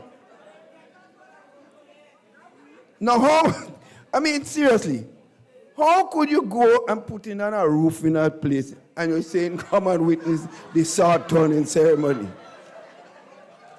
That sound like some comedian? That don't sound like a normal person. So, Cox, they're making you one. But you know, just after Beryl hit, I went up to Carriacou. And I was doing a tour. And I went by the playing field. I could not believe what I saw. Them guys taking all the garbage from the hurricane and they dump it on the playing field. So I said, well who could be in the mad mind? Could conceive something like that. So they had a young man who was they say is an employee with the minister. So I asked him, well, why? He said, Doc, don't worry that man, we go clean it up. I said, Bonche. They have endless places in Carriacou that you could have dumped this thing. Because it's garbage. It's all galvanized, nails, all kinds of stuff. You have a playing field that we spent millions of dollars to fix. Because as a sportsman, those of you know this, as a former cricketer, Windward Island cricket and so on, I believe in these things. So we spent a lot of money fixing up Carriacou. And remember when we opened the new field, we had a match against the Carriacou team, against the Prime Minister 11. So I can't believe people were sitting in Carriacou and saw this thing taking place and nothing happened. But that you have to believe something is wrong with these people's head. That can't be normal. So this is not about a government doing wrong things, it's about a government going mad. That's the point I'm trying to make, you know. Colleagues, brothers and sisters, this is not about a government doing wrong things, because no government could be perfect. It's about a government, wrong-sided government. Because you can't understand how some people could even conceive dumping garbage on your national playing field where sports. So when you go and open that place now, some nails might be stuck on the ground. Next thing, if people getting tetanus and all sorts of things. I mean, this is the craziest stuff. But that's a point. That is the difference. Because a lot of us go to the polls and we put an X, and we don't think enough of the reasons behind the X. Because we put a government, and I have to say we because I am a Grenadian. We put a government in office, none of them have a clue of how to manage a good sulfur shop. That's a fact. That's what we did. You want to rest the NNP, that's okay. We want to rest the NNP, that's fine, but we have to think about what we're replacing the NNP with. Because we have grandchildren, we have children that have to inherit the place. And they would not forgive us for what we have done to this country, to put this bunch of characters. If a man could say that he well set, you know, something is wrong up here, sisters and brothers. So let me make the point, because I don't want to steal the thunder of the political leader going forward. Let me make the point. Colleagues, Brother Cox was giving you an idea of some people forget the struggles that we had to bring this country where it is today. Because the President Prime Minister come in the first speech in Parliament, he said nothing happened in Grenada since 1983. You remember that? That idiot. But it has to be an idiot. And I have no apologies for saying so. Because if you could make a statement like this, he does not know that in 1983, only 45% of the country had electricity. By the time 5 years, 97% of the country had electricity. Thanks to people like Gregory Bowen and deceased Dennis Campbell and the workers of Grenada, sisters and brothers, and a lot of committed Grenadians. The water service in the country, even in my own village, we didn't have proper water by the time we left government.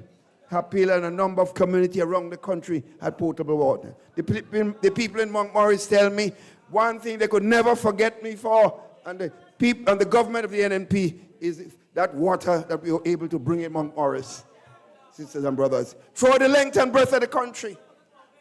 The new telephone system was the work of people like Gregory Bowen, Dennis Campbell, deceased today, and other committed Grenadians. So it hurts me when I hear people talking nonsense after the sacrifice of these people. Because you get something, you don't know how the hell you get it. But show respect for it. It must get me mad. He does not know the efforts that people like Bowen and others did to bring these services to this country. It was a lot of sweat, a lot of sacrifices of a lot of people in this country that people forget. Some of them have gone the great beyond. And this idiot going to come and tell us nothing happened in Grenada since 1983.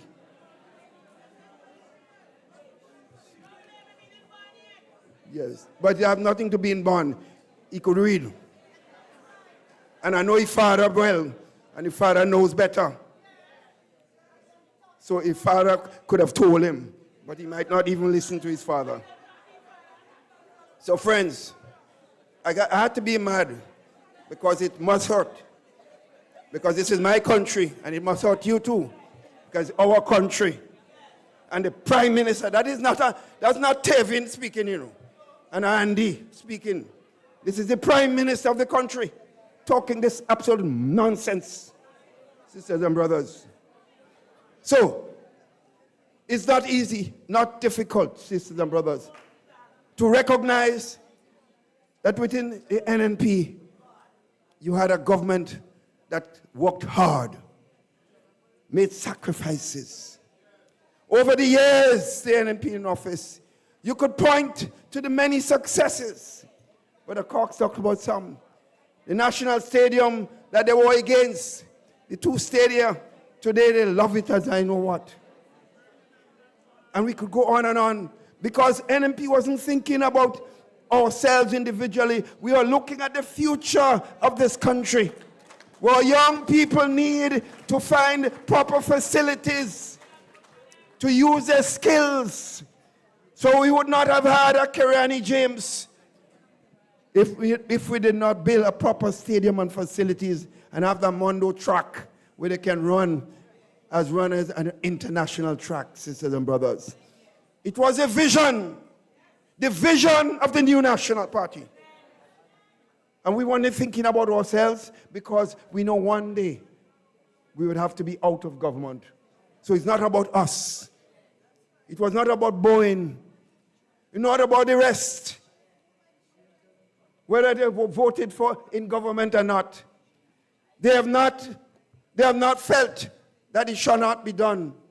They are happy and proud that they have served their country and made sacrifice that can be part of the history of this country. That is the kind of people in the new National Party. That is why, sisters and brothers, when you compare that with the characters of the National Democratic Congress, there is no comparison.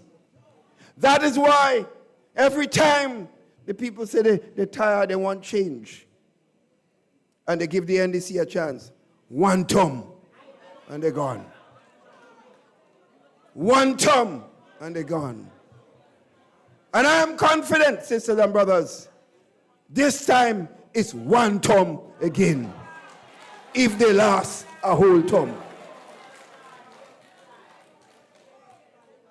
My friends, that is why earlier on when I spoke, colleagues, we may talk, we may come and shout, we might come and shout NNP here today, but if we go home and we don't get to do the work, we will be doing a disservice to this country. I hope when we heard Andrew Holness admonish us to work hard, and he said that to get 3 terms in parliamentary system is a difficult thing because people get tired with the same persons in government. So he had to work, despite they had a tremendous record, Andrew and his team had to work extremely hard to achieve that victory. And that is why, sisters and brothers, that we must feel proud of the friends that we have. The NNP's background, the NNP's contact, this connect regionally and internationally, sisters and brothers, the rich history of the new National Party. So friends, when you see people, it's like spoiled children. When the father and the mother work very hard and they leave things for them, sometimes they blow it because they can't understand the sacrifices made by the mothers and fathers who went before them. So they get it easy. This man came into government unlike us. In 2013, when we inherited government, there were not a cent in the treasury. I had to call Prime Minister Owen Hart of Barbados, and I repeat this a few times. And people need to know because sometimes we take things for granted. And he said, Keith, the only person that could help you, because salary is supposed to come, that's the 20th of February, 1995.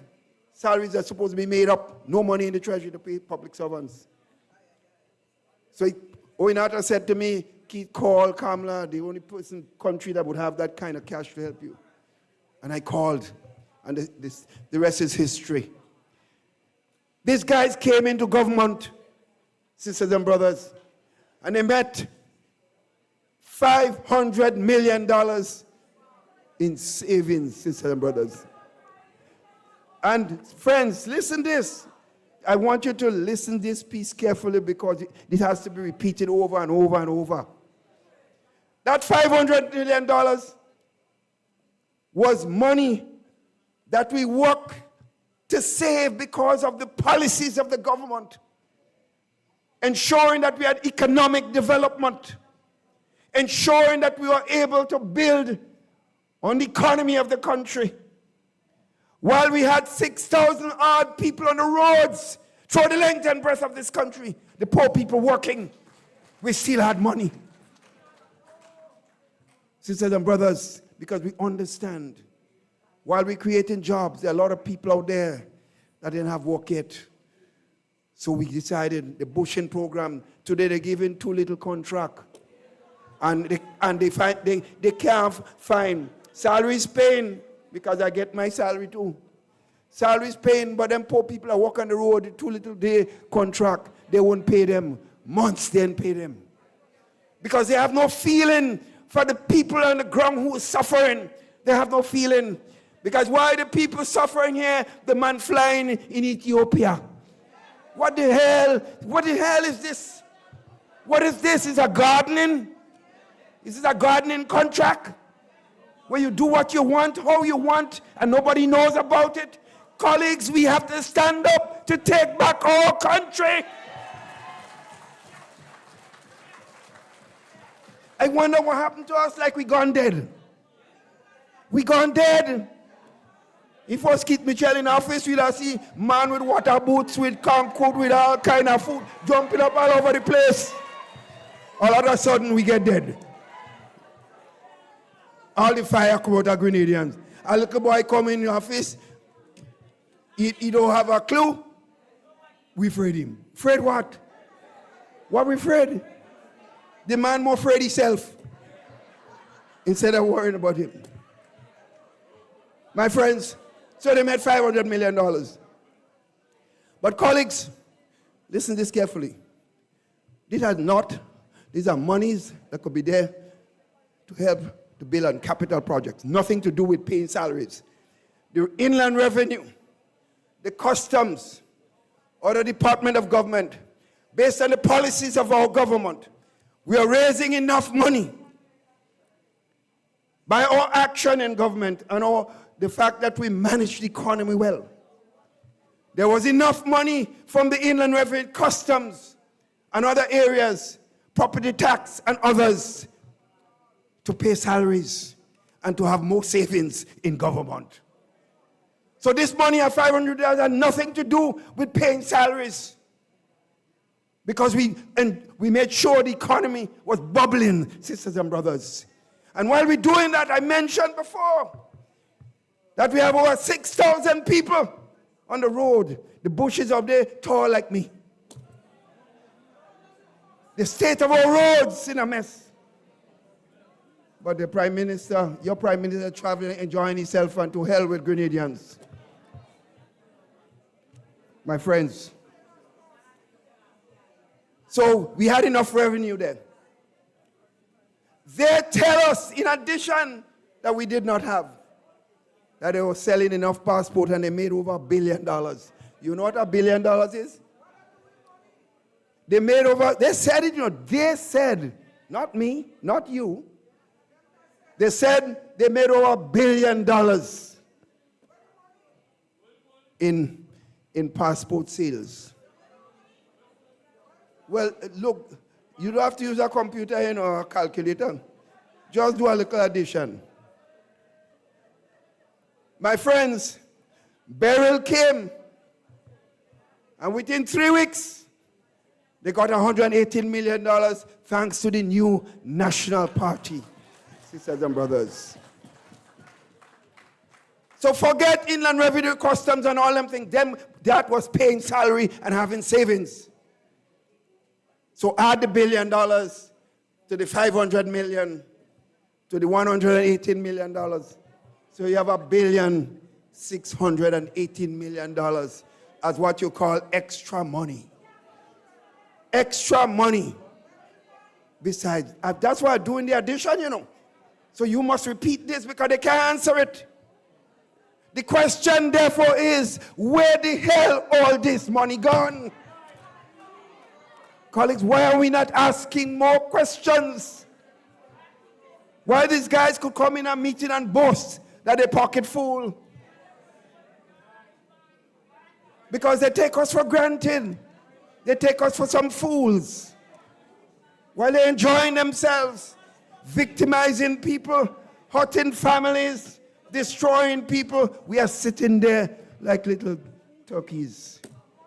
Sisters and brothers, we have to wake up. So my friends, in addition to that, countries gave us grants and they borrowed money, more loans. So you could see the amount of money them fellas playing with. Where are the projects, sisters and brothers? For all this money, where are the projects? Someone said the only project NDC have is the corruption project. So friends, a few things I want to say before I give up the mic to your political leader. My friends, sometimes because we don't know our history, we forget certain things. We would always remember Sir Eric Matthew Gary. Many of our parents were strong supporters of the GLP. And Gary came in a time when he had to struggle against the colonial masters. And we sometimes forget the sacrifices that he made. And he was a man who never went to secondary school, but he taught himself. And he was bold enough to take on the powers to be, the colonial powers. He ended up on battleships, being arrested. Yes, over the years, he made mistakes. But we could never forget that he made sacrifices for his country. We could go on and on about what was done. We can never forget how about Augustus Blaze of Carriacou, where he was all in the vineyard and the political vineyard for years. And nobody could say Blaze enjoyed the benefits of material wealth while he was in government. He was there steadfast in opposition to Eric Gehry. But in a combination, they made their own sacrifices. When the revolution destroyed himself, it was Blaze who was called upon to bring some order of stability and comfort, knowing was a steady hand. And I was fortunate enough to be part of that team. So their services must always be remembered. Eric Gehry, Hubert Blaze. Whatever we can say about the revolution, we had different things to say. But you cannot say that Morris Bishop did not make sacrifice. You cannot say that he did not suffer.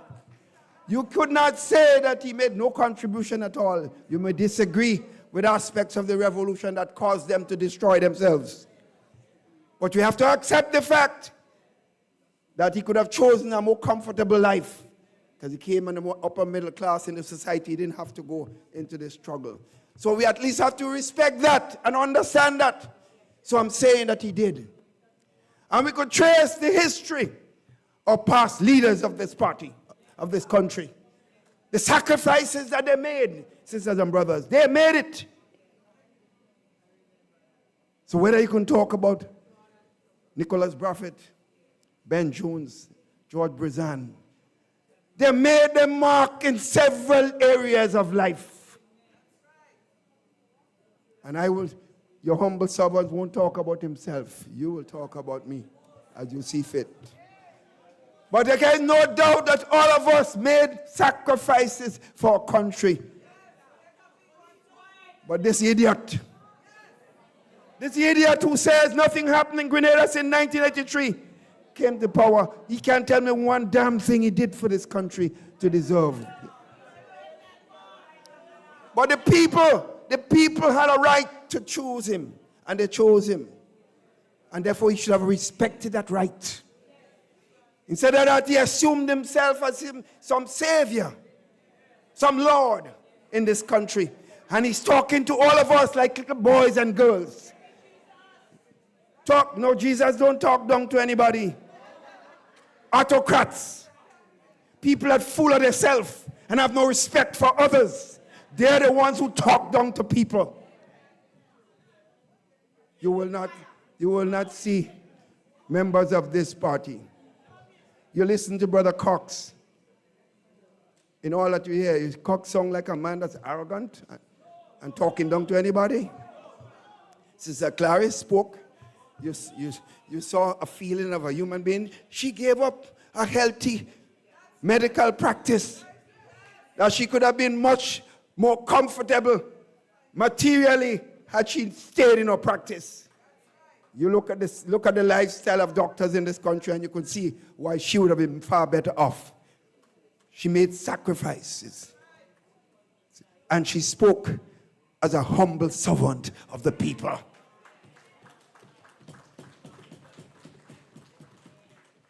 Sister Amanda spoke to you tonight as a young lady with a conviction, a feeling and passion. I'm so proud when I see the youthful leadership emerging within NNP.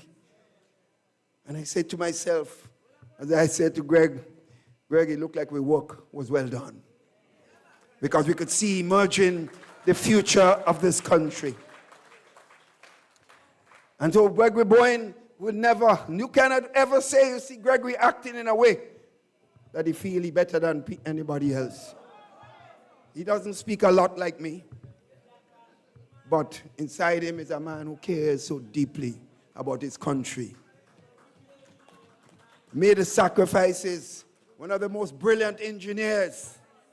He could have been abroad making millions of dollars. And I tell you this, when Gregory and I, first time I got to know Gregory, I was teaching at the Presentation College. And I was teaching the A-level class in mathematics. And when I gave the first test, and the papers come back, and I see the work, when I look at the headline, I saw the name Gregory Bowen. It was like a perfect paper in A-level mathematics. So you have a brilliant son of the soil who could have been away making millions of dollars, not like some of these dummies. You might find I'm using strong words today, but I have a right to use those words. Compared to Gregory Bowen, they are dummies. And that is why, sisters and brothers, I say, when you look at the teams, and then we have chosen a leader who comes from the roots of the country, you cannot say that Emmeline Pierre is an arrogant person. She may not be perfect like me or any one of you, but you cannot say this. NMP personnel are people that care for people and want to identify with people and work with people. So friends, I sit down, I get a call from Jamaica. Some Tevin Andrews and Andy, you know, Andy in Jamaica talking. Andy say he take 5 planes to reach in Jamaica. But Andy don't know how to tell the truth. 5 planes. I think what happened to Andy? The first plane was piloted by Andy Williams. The second one, Andy Williams. The third one, Andy Williams, and then the other 2 maybe is Caribbean Airlines and so on. But when I heard this, so I said, no, I can't believe it. I don't check the record. To call to say these men and them really enter Jamaica to go and help a party. That's why one of the reasons the PNP lost the election, because Andy and Tevin went to Jamaica and caused the PNP to lose the election far worse than they would. Poor the PNP. If I was a friend, I would have called him and tell him, boy, don't touch them 2 fellas. That's the worst thing in Grenada politics. I can't believe myself. And you know what they did? Let me tell you what they did. Now, if I go and do something wrong, and I go in Jamaica to interfere in the politics, because you shouldn't do that. Even if my prime minister told me to go, I ain't calling his name at all. The men start up on the platform, they say, Deacon Mitchell sent us to talk.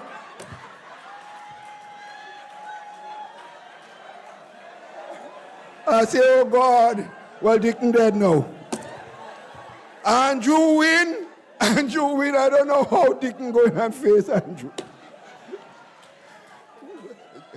When I tell you cock song like a comedian, that's comedian stuff we see here in this country. The only problem is that it affects all our lives, otherwise we just enjoy the laugh. What's going on in this country for government? We're going on in the country for government, and Tevin, the man, just take all the private parts and put it on picture and send it all over the place. What kind of people is this?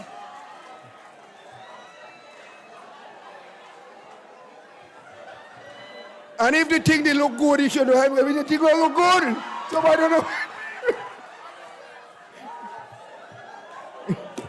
Lord have mercy. Lord have mercy.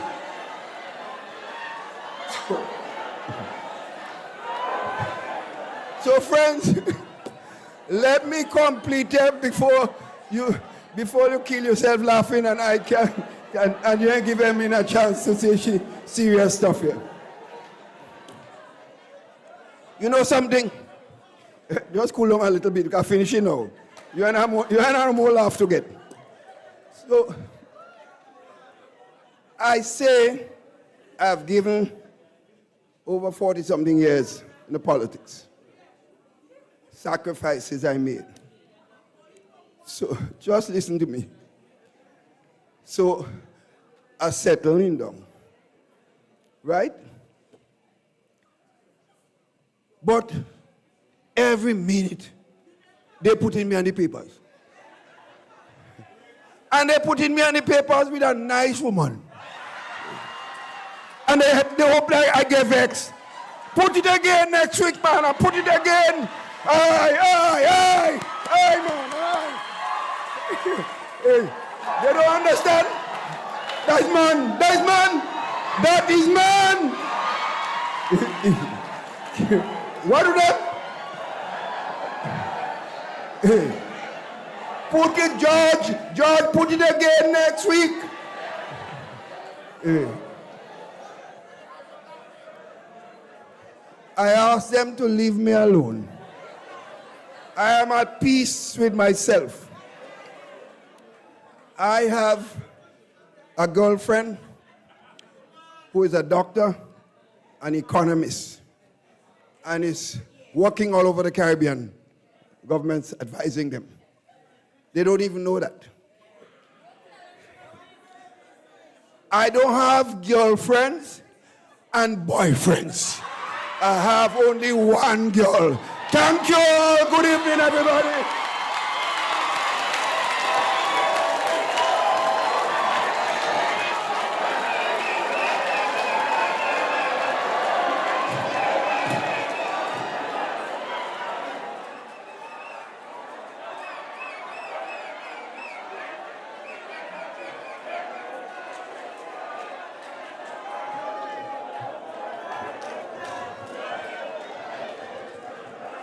Well. I am lost for words, and that don't happen to me very often.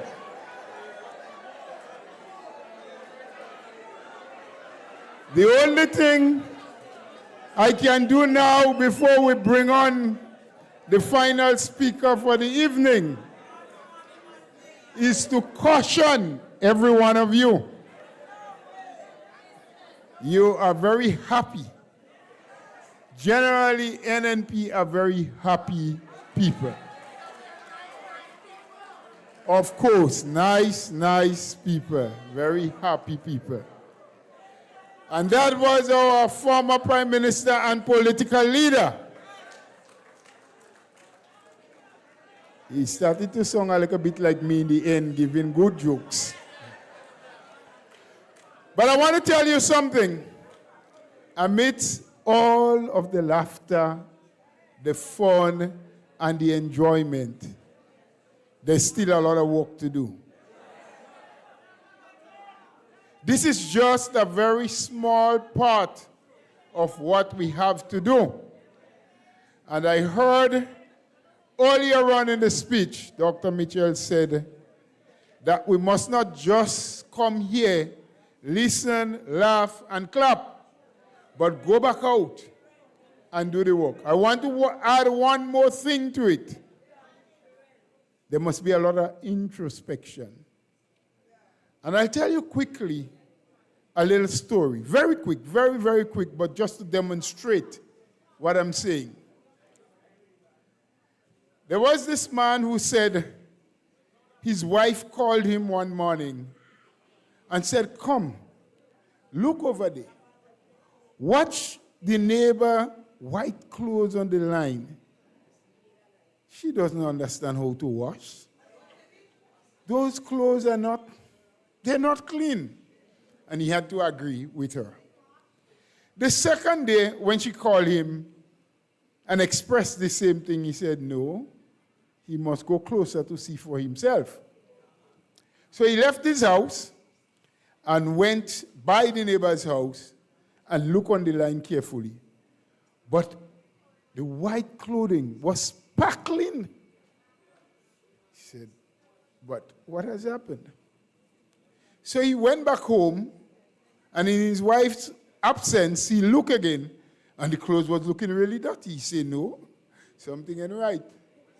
So he cleaned the windows. But he didn't say anything to his wife. The third morning, she called him. She said, come. A miracle must have happened. Somebody has taught her how to wash properly. Look how sparkling the clothes are today. He said it wasn't a miracle.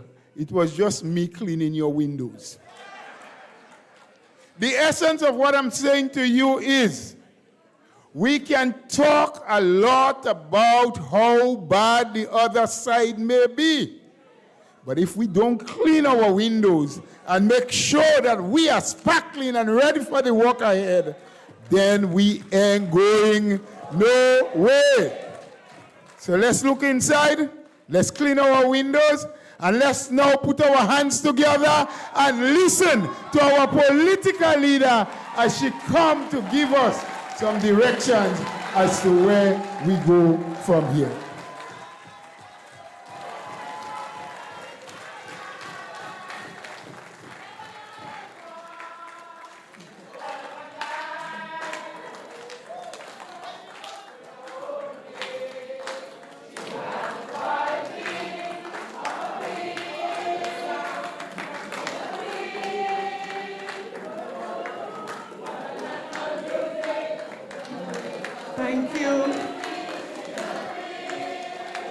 Thank you. Thank you.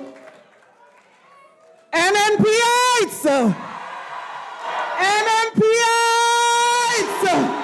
Are you ready? I ask, are you ready?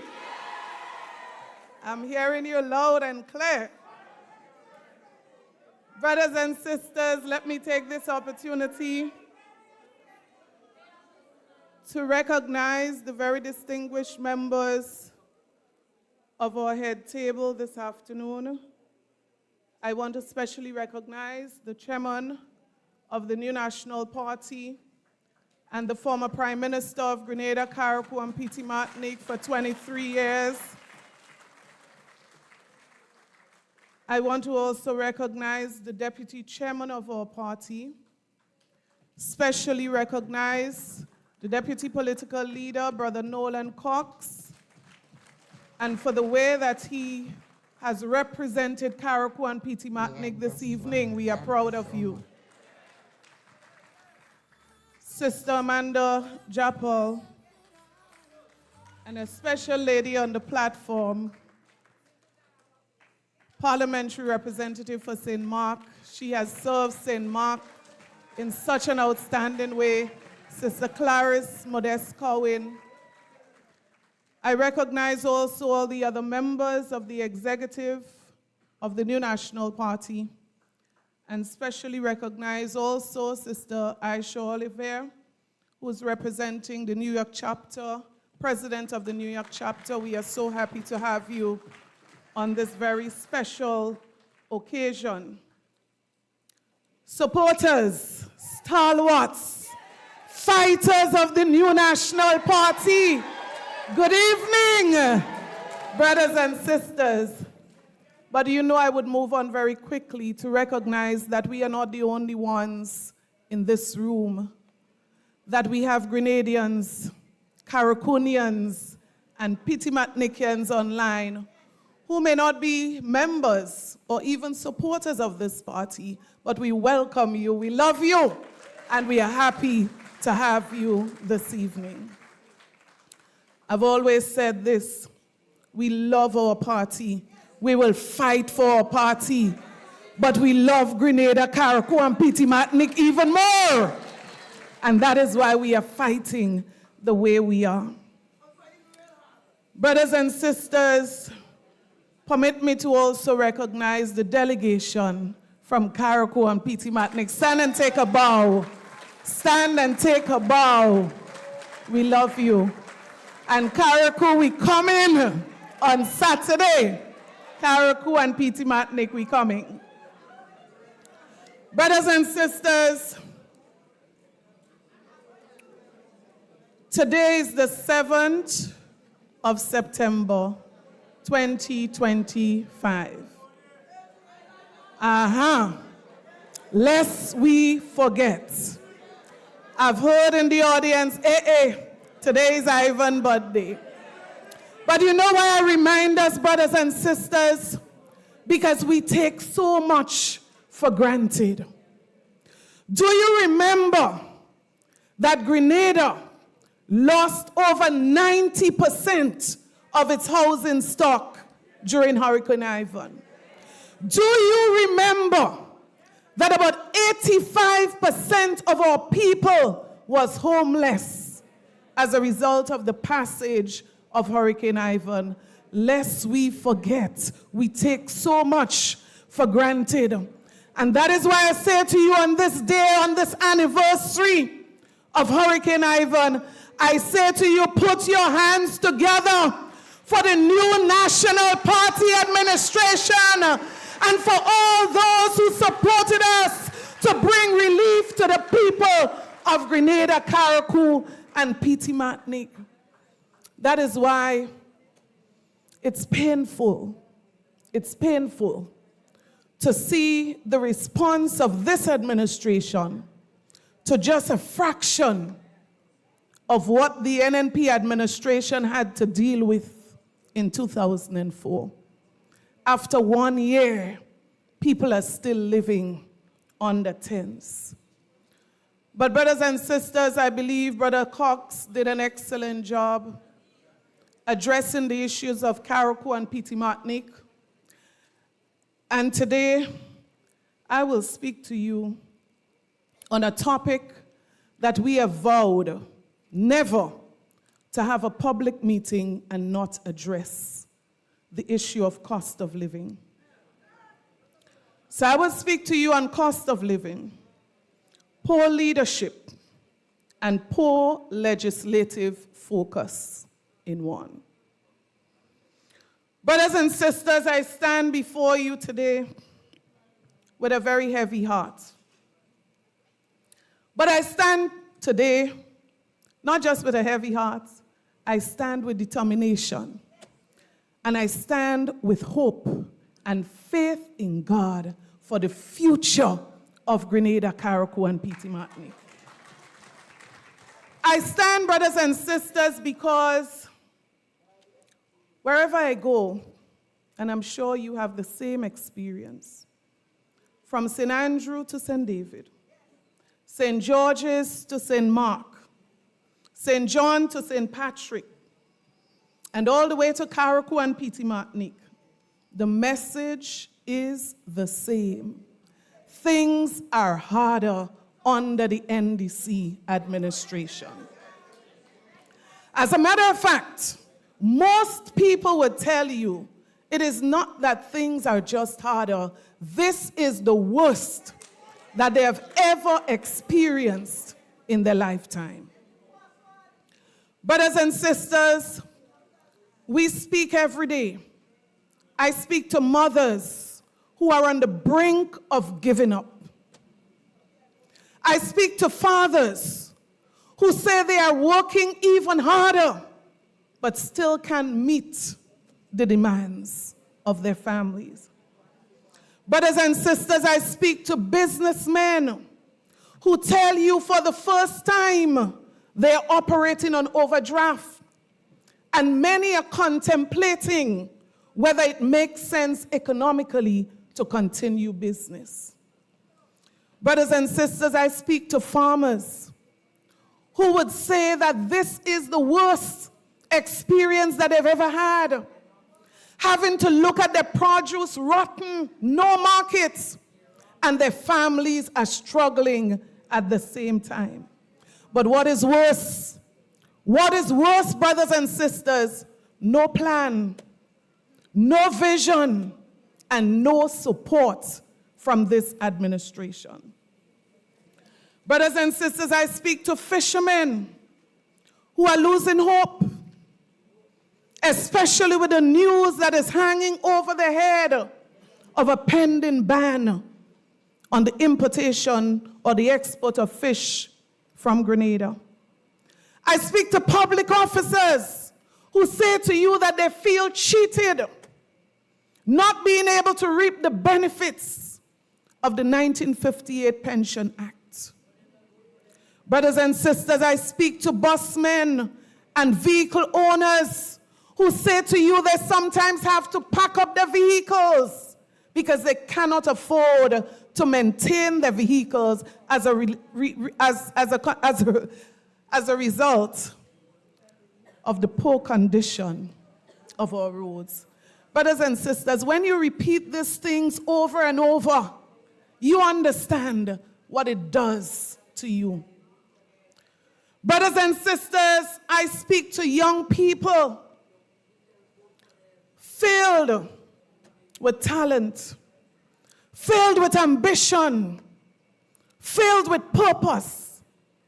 But they say to you that they feel robbed of the very opportunities that they were promised. One young man said to me, after explaining his experience, he said, I feel like the story of the dog that left the bone and jumped behind the shadow.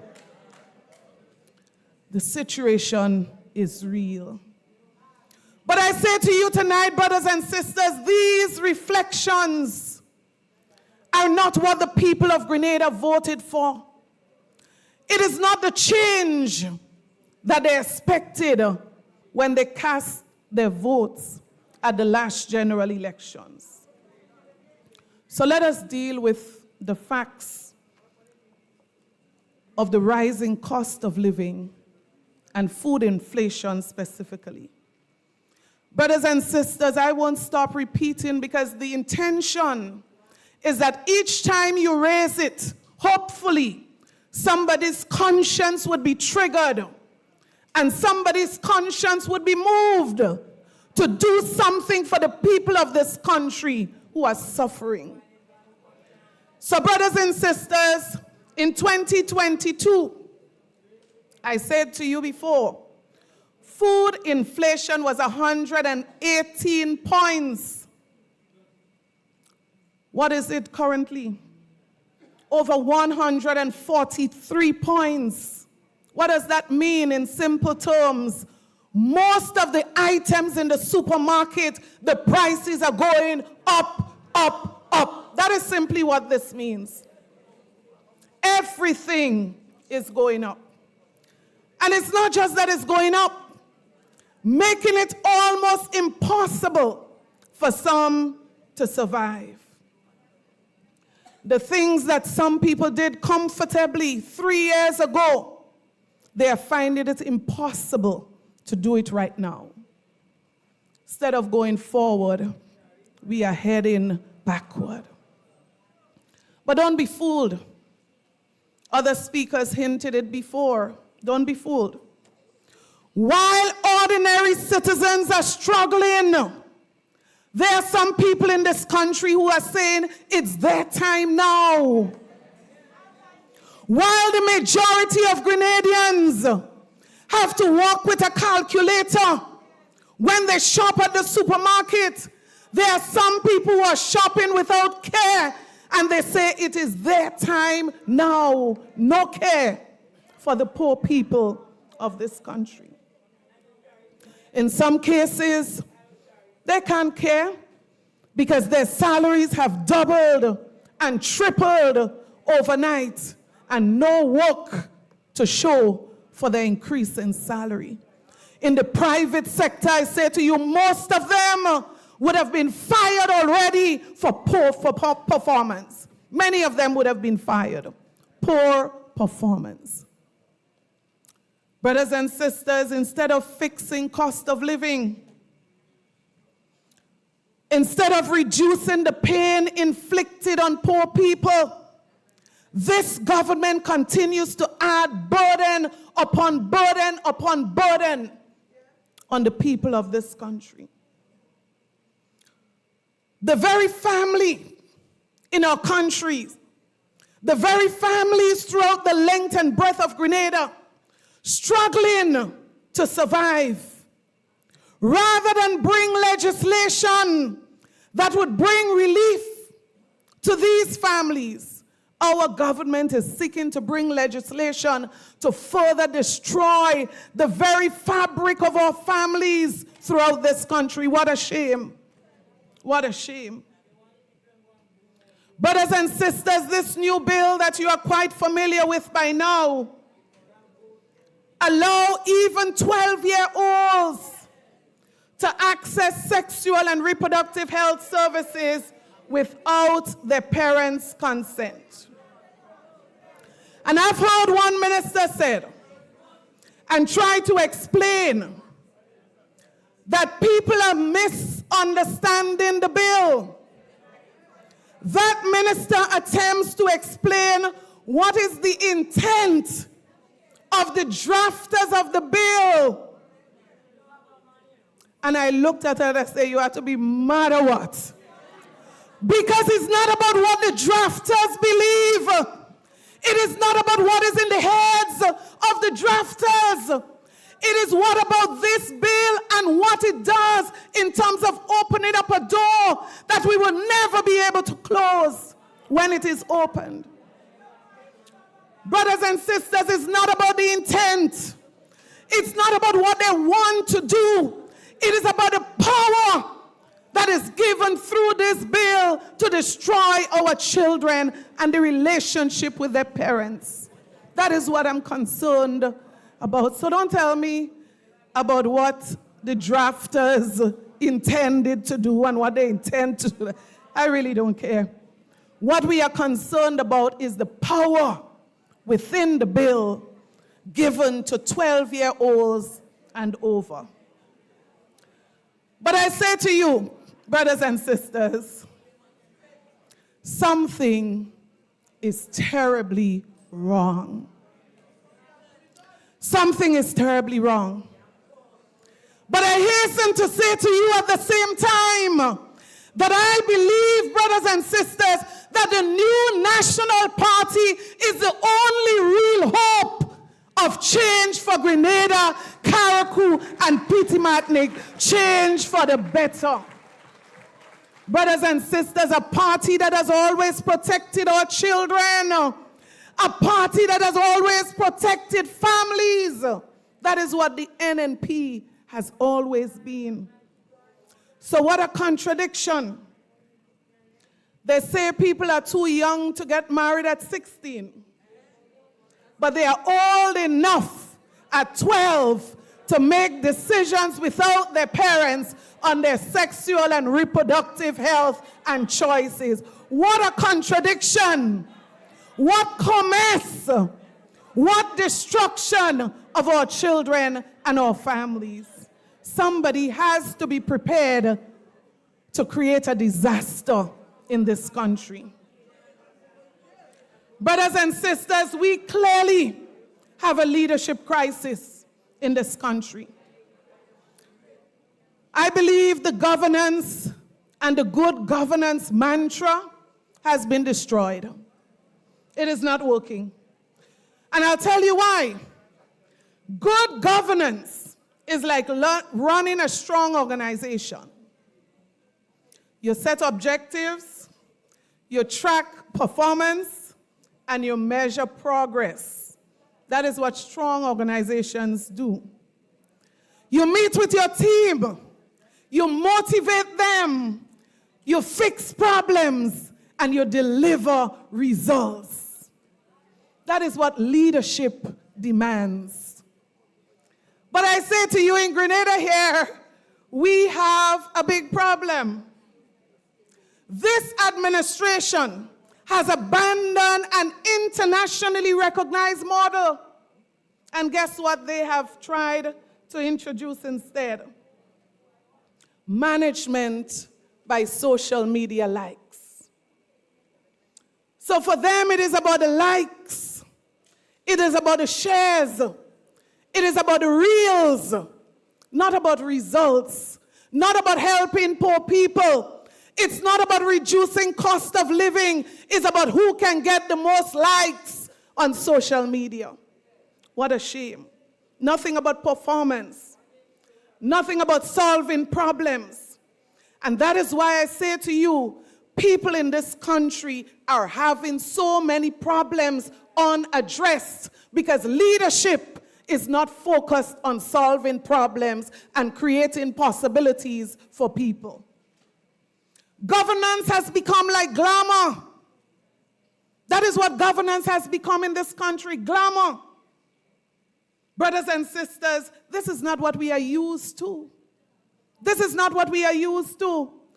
Competent people are being pushed out of key positions. People who have worked so hard for years in government ministries, pushed aside, and newcomers like square pegs in round holes who have no clue about what they're doing are given the power to run ministries and run departments and to make important decisions. This is why we are where we are today. Poor leadership in this country. And I say to you, when a fish begins to rotten, it rottens from the head. And that is why the Prime Minister of this country must take responsibility for the mess that exists in this country today. Brothers and sisters, there is no urgency to address anything. And let us not start to name. There is no urgency to complete anything. Start with the Cliff Project. No accountability. Not a word from this administration of the real reason why some of these projects are held up. Millions of dollars in cost overrun. Leadership is lacking in this country. Brothers and sisters, our families deserve better. Our farmers deserve better. Our fishermen deserve better. Our private sector workers deserve better, because the incentive for businesses and the support for businesses dwindling every day. Some of them are hanging on a thread of survival, sending workers home because they cannot meet the demands. And we talk about minimum wage. We're going to address that separately one day. We are supportive 100% of minimum wage increase. 100%. And anyone who says that NNP does not support minimum wage increase is a liar. Anyone who says that. Because we have consistently said that we have no problem. We support any administration that increases minimum wage. But you cannot do it in a way where businesses have to send home workers. You cannot do it in a way where the same workers receive the increase in one hand and they have to spend it in the other hand. You have to know how to do what you do so that everybody could reap the benefits. You see, what they missed is that there's a way to do the increase. And I say to this administration, mind your business, because this minimum wage thing will kill some people out there. Mind your business and provide support to the small businesses that cannot survive. Mind your business and provide relief to the workers who cannot meet their monthly expenses, because the cost of everything, goods as well as services, have increased. It is one thing to do, it's another thing to find the right formula to do what you do. And that is where leadership comes in. Brothers and sisters, the NNP believe in strong families. We believe in respecting parents' rights. We believe in protecting our children. And brothers and sisters, under the NNP, leadership brings results for the people of Grenada, Carriacou, and Petit Martinique. So under the NNP, we ease the rising cost of living with real measures. What is NDC doing? Not just... Brothers and sisters, we supported farmers and fishermen with real support and opportunities. Brothers and sisters, we protected our children, and I know this one is dear to your heart. But I say to you this evening, I did not enter politics because of glamour and title. I came because I understood what it means to struggle. And I understood, brothers and sisters, what it means when you know that people need support that requires you to give of your all. Brothers and sisters, there's a difference between the NNP team and the NDC team, because the NNP is about giving. The NNP is about loving people. And we have an administration where it's all about gimme, gimme, gimme. I'm going to take, even if it means taking away from the very people that you're supposed to love, like taking millions from the Grenada Development Bank when fishermen in Soubise and Grenville are crying out that they cannot get $10,000. One person walks away with $3 million in government.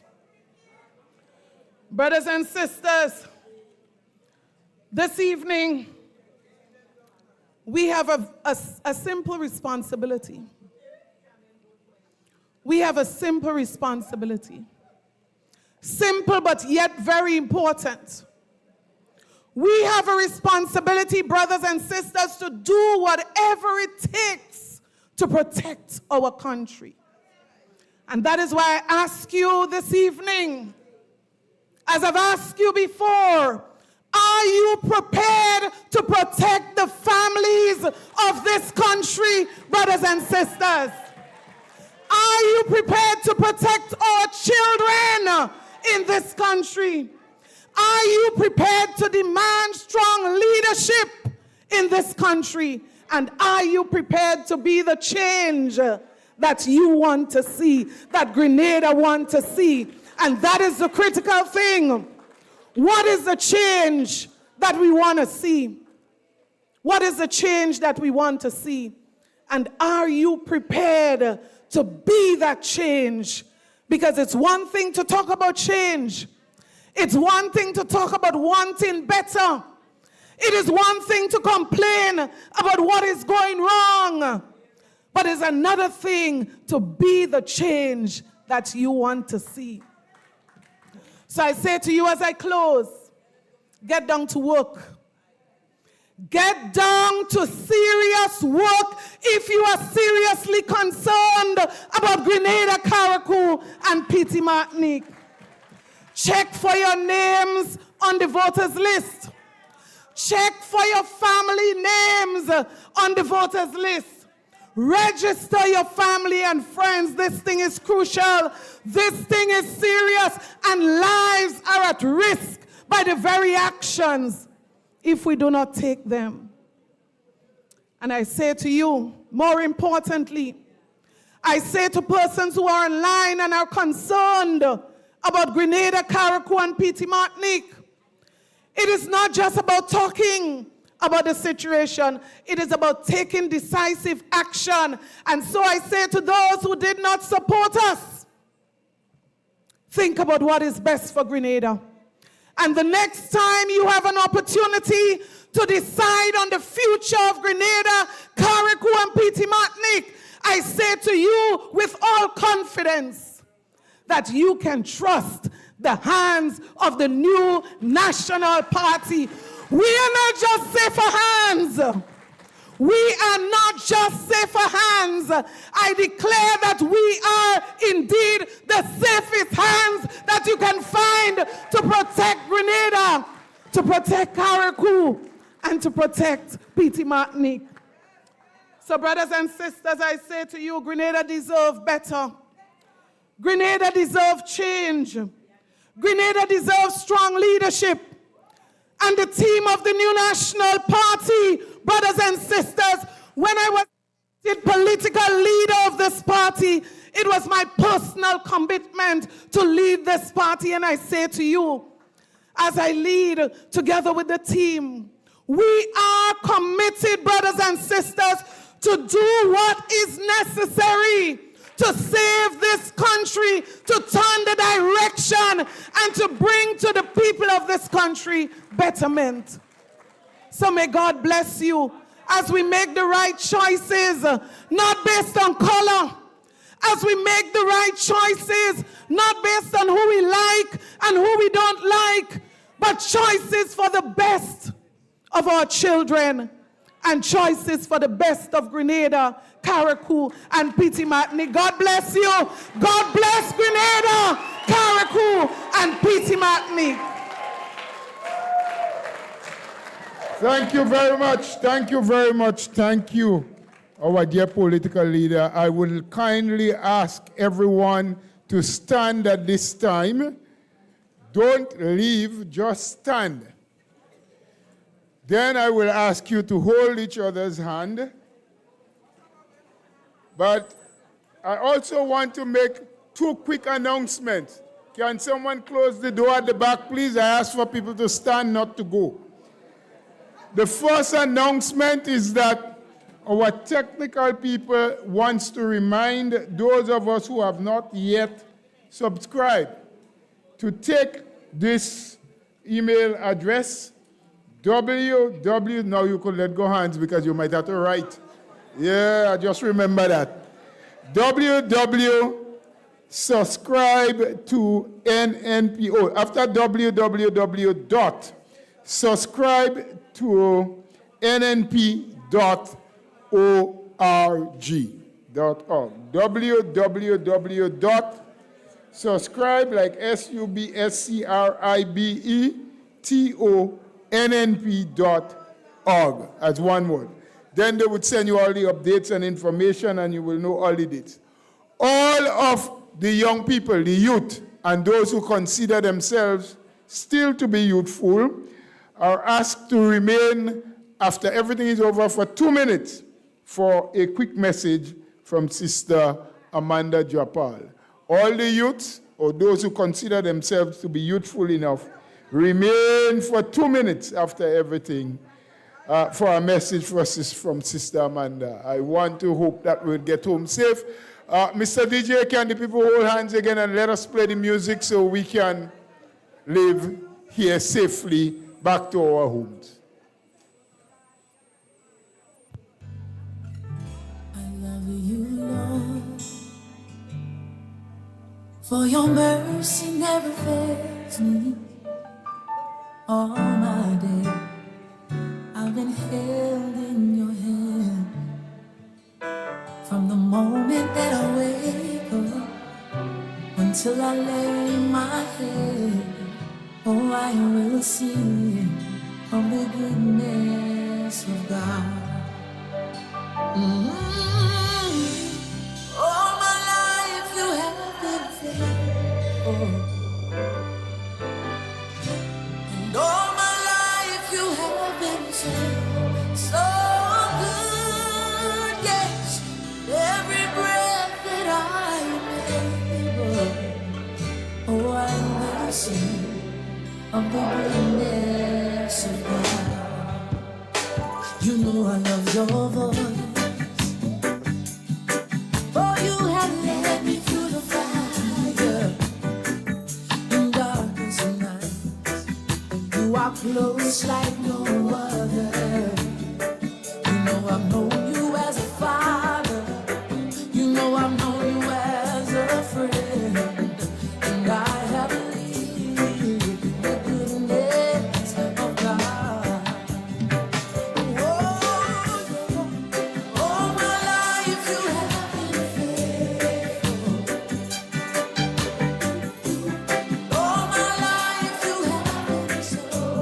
so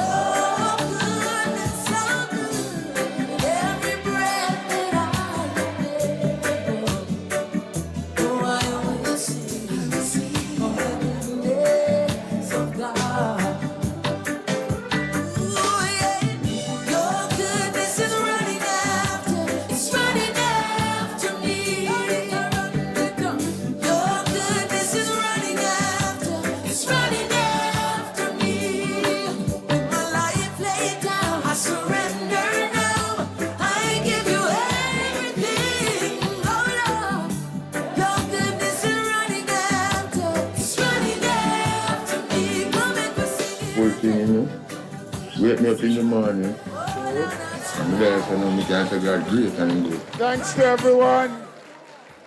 Try to get home safe. We want to thank all those who have listened and joined us online. Until the next one, take care. Get home safe.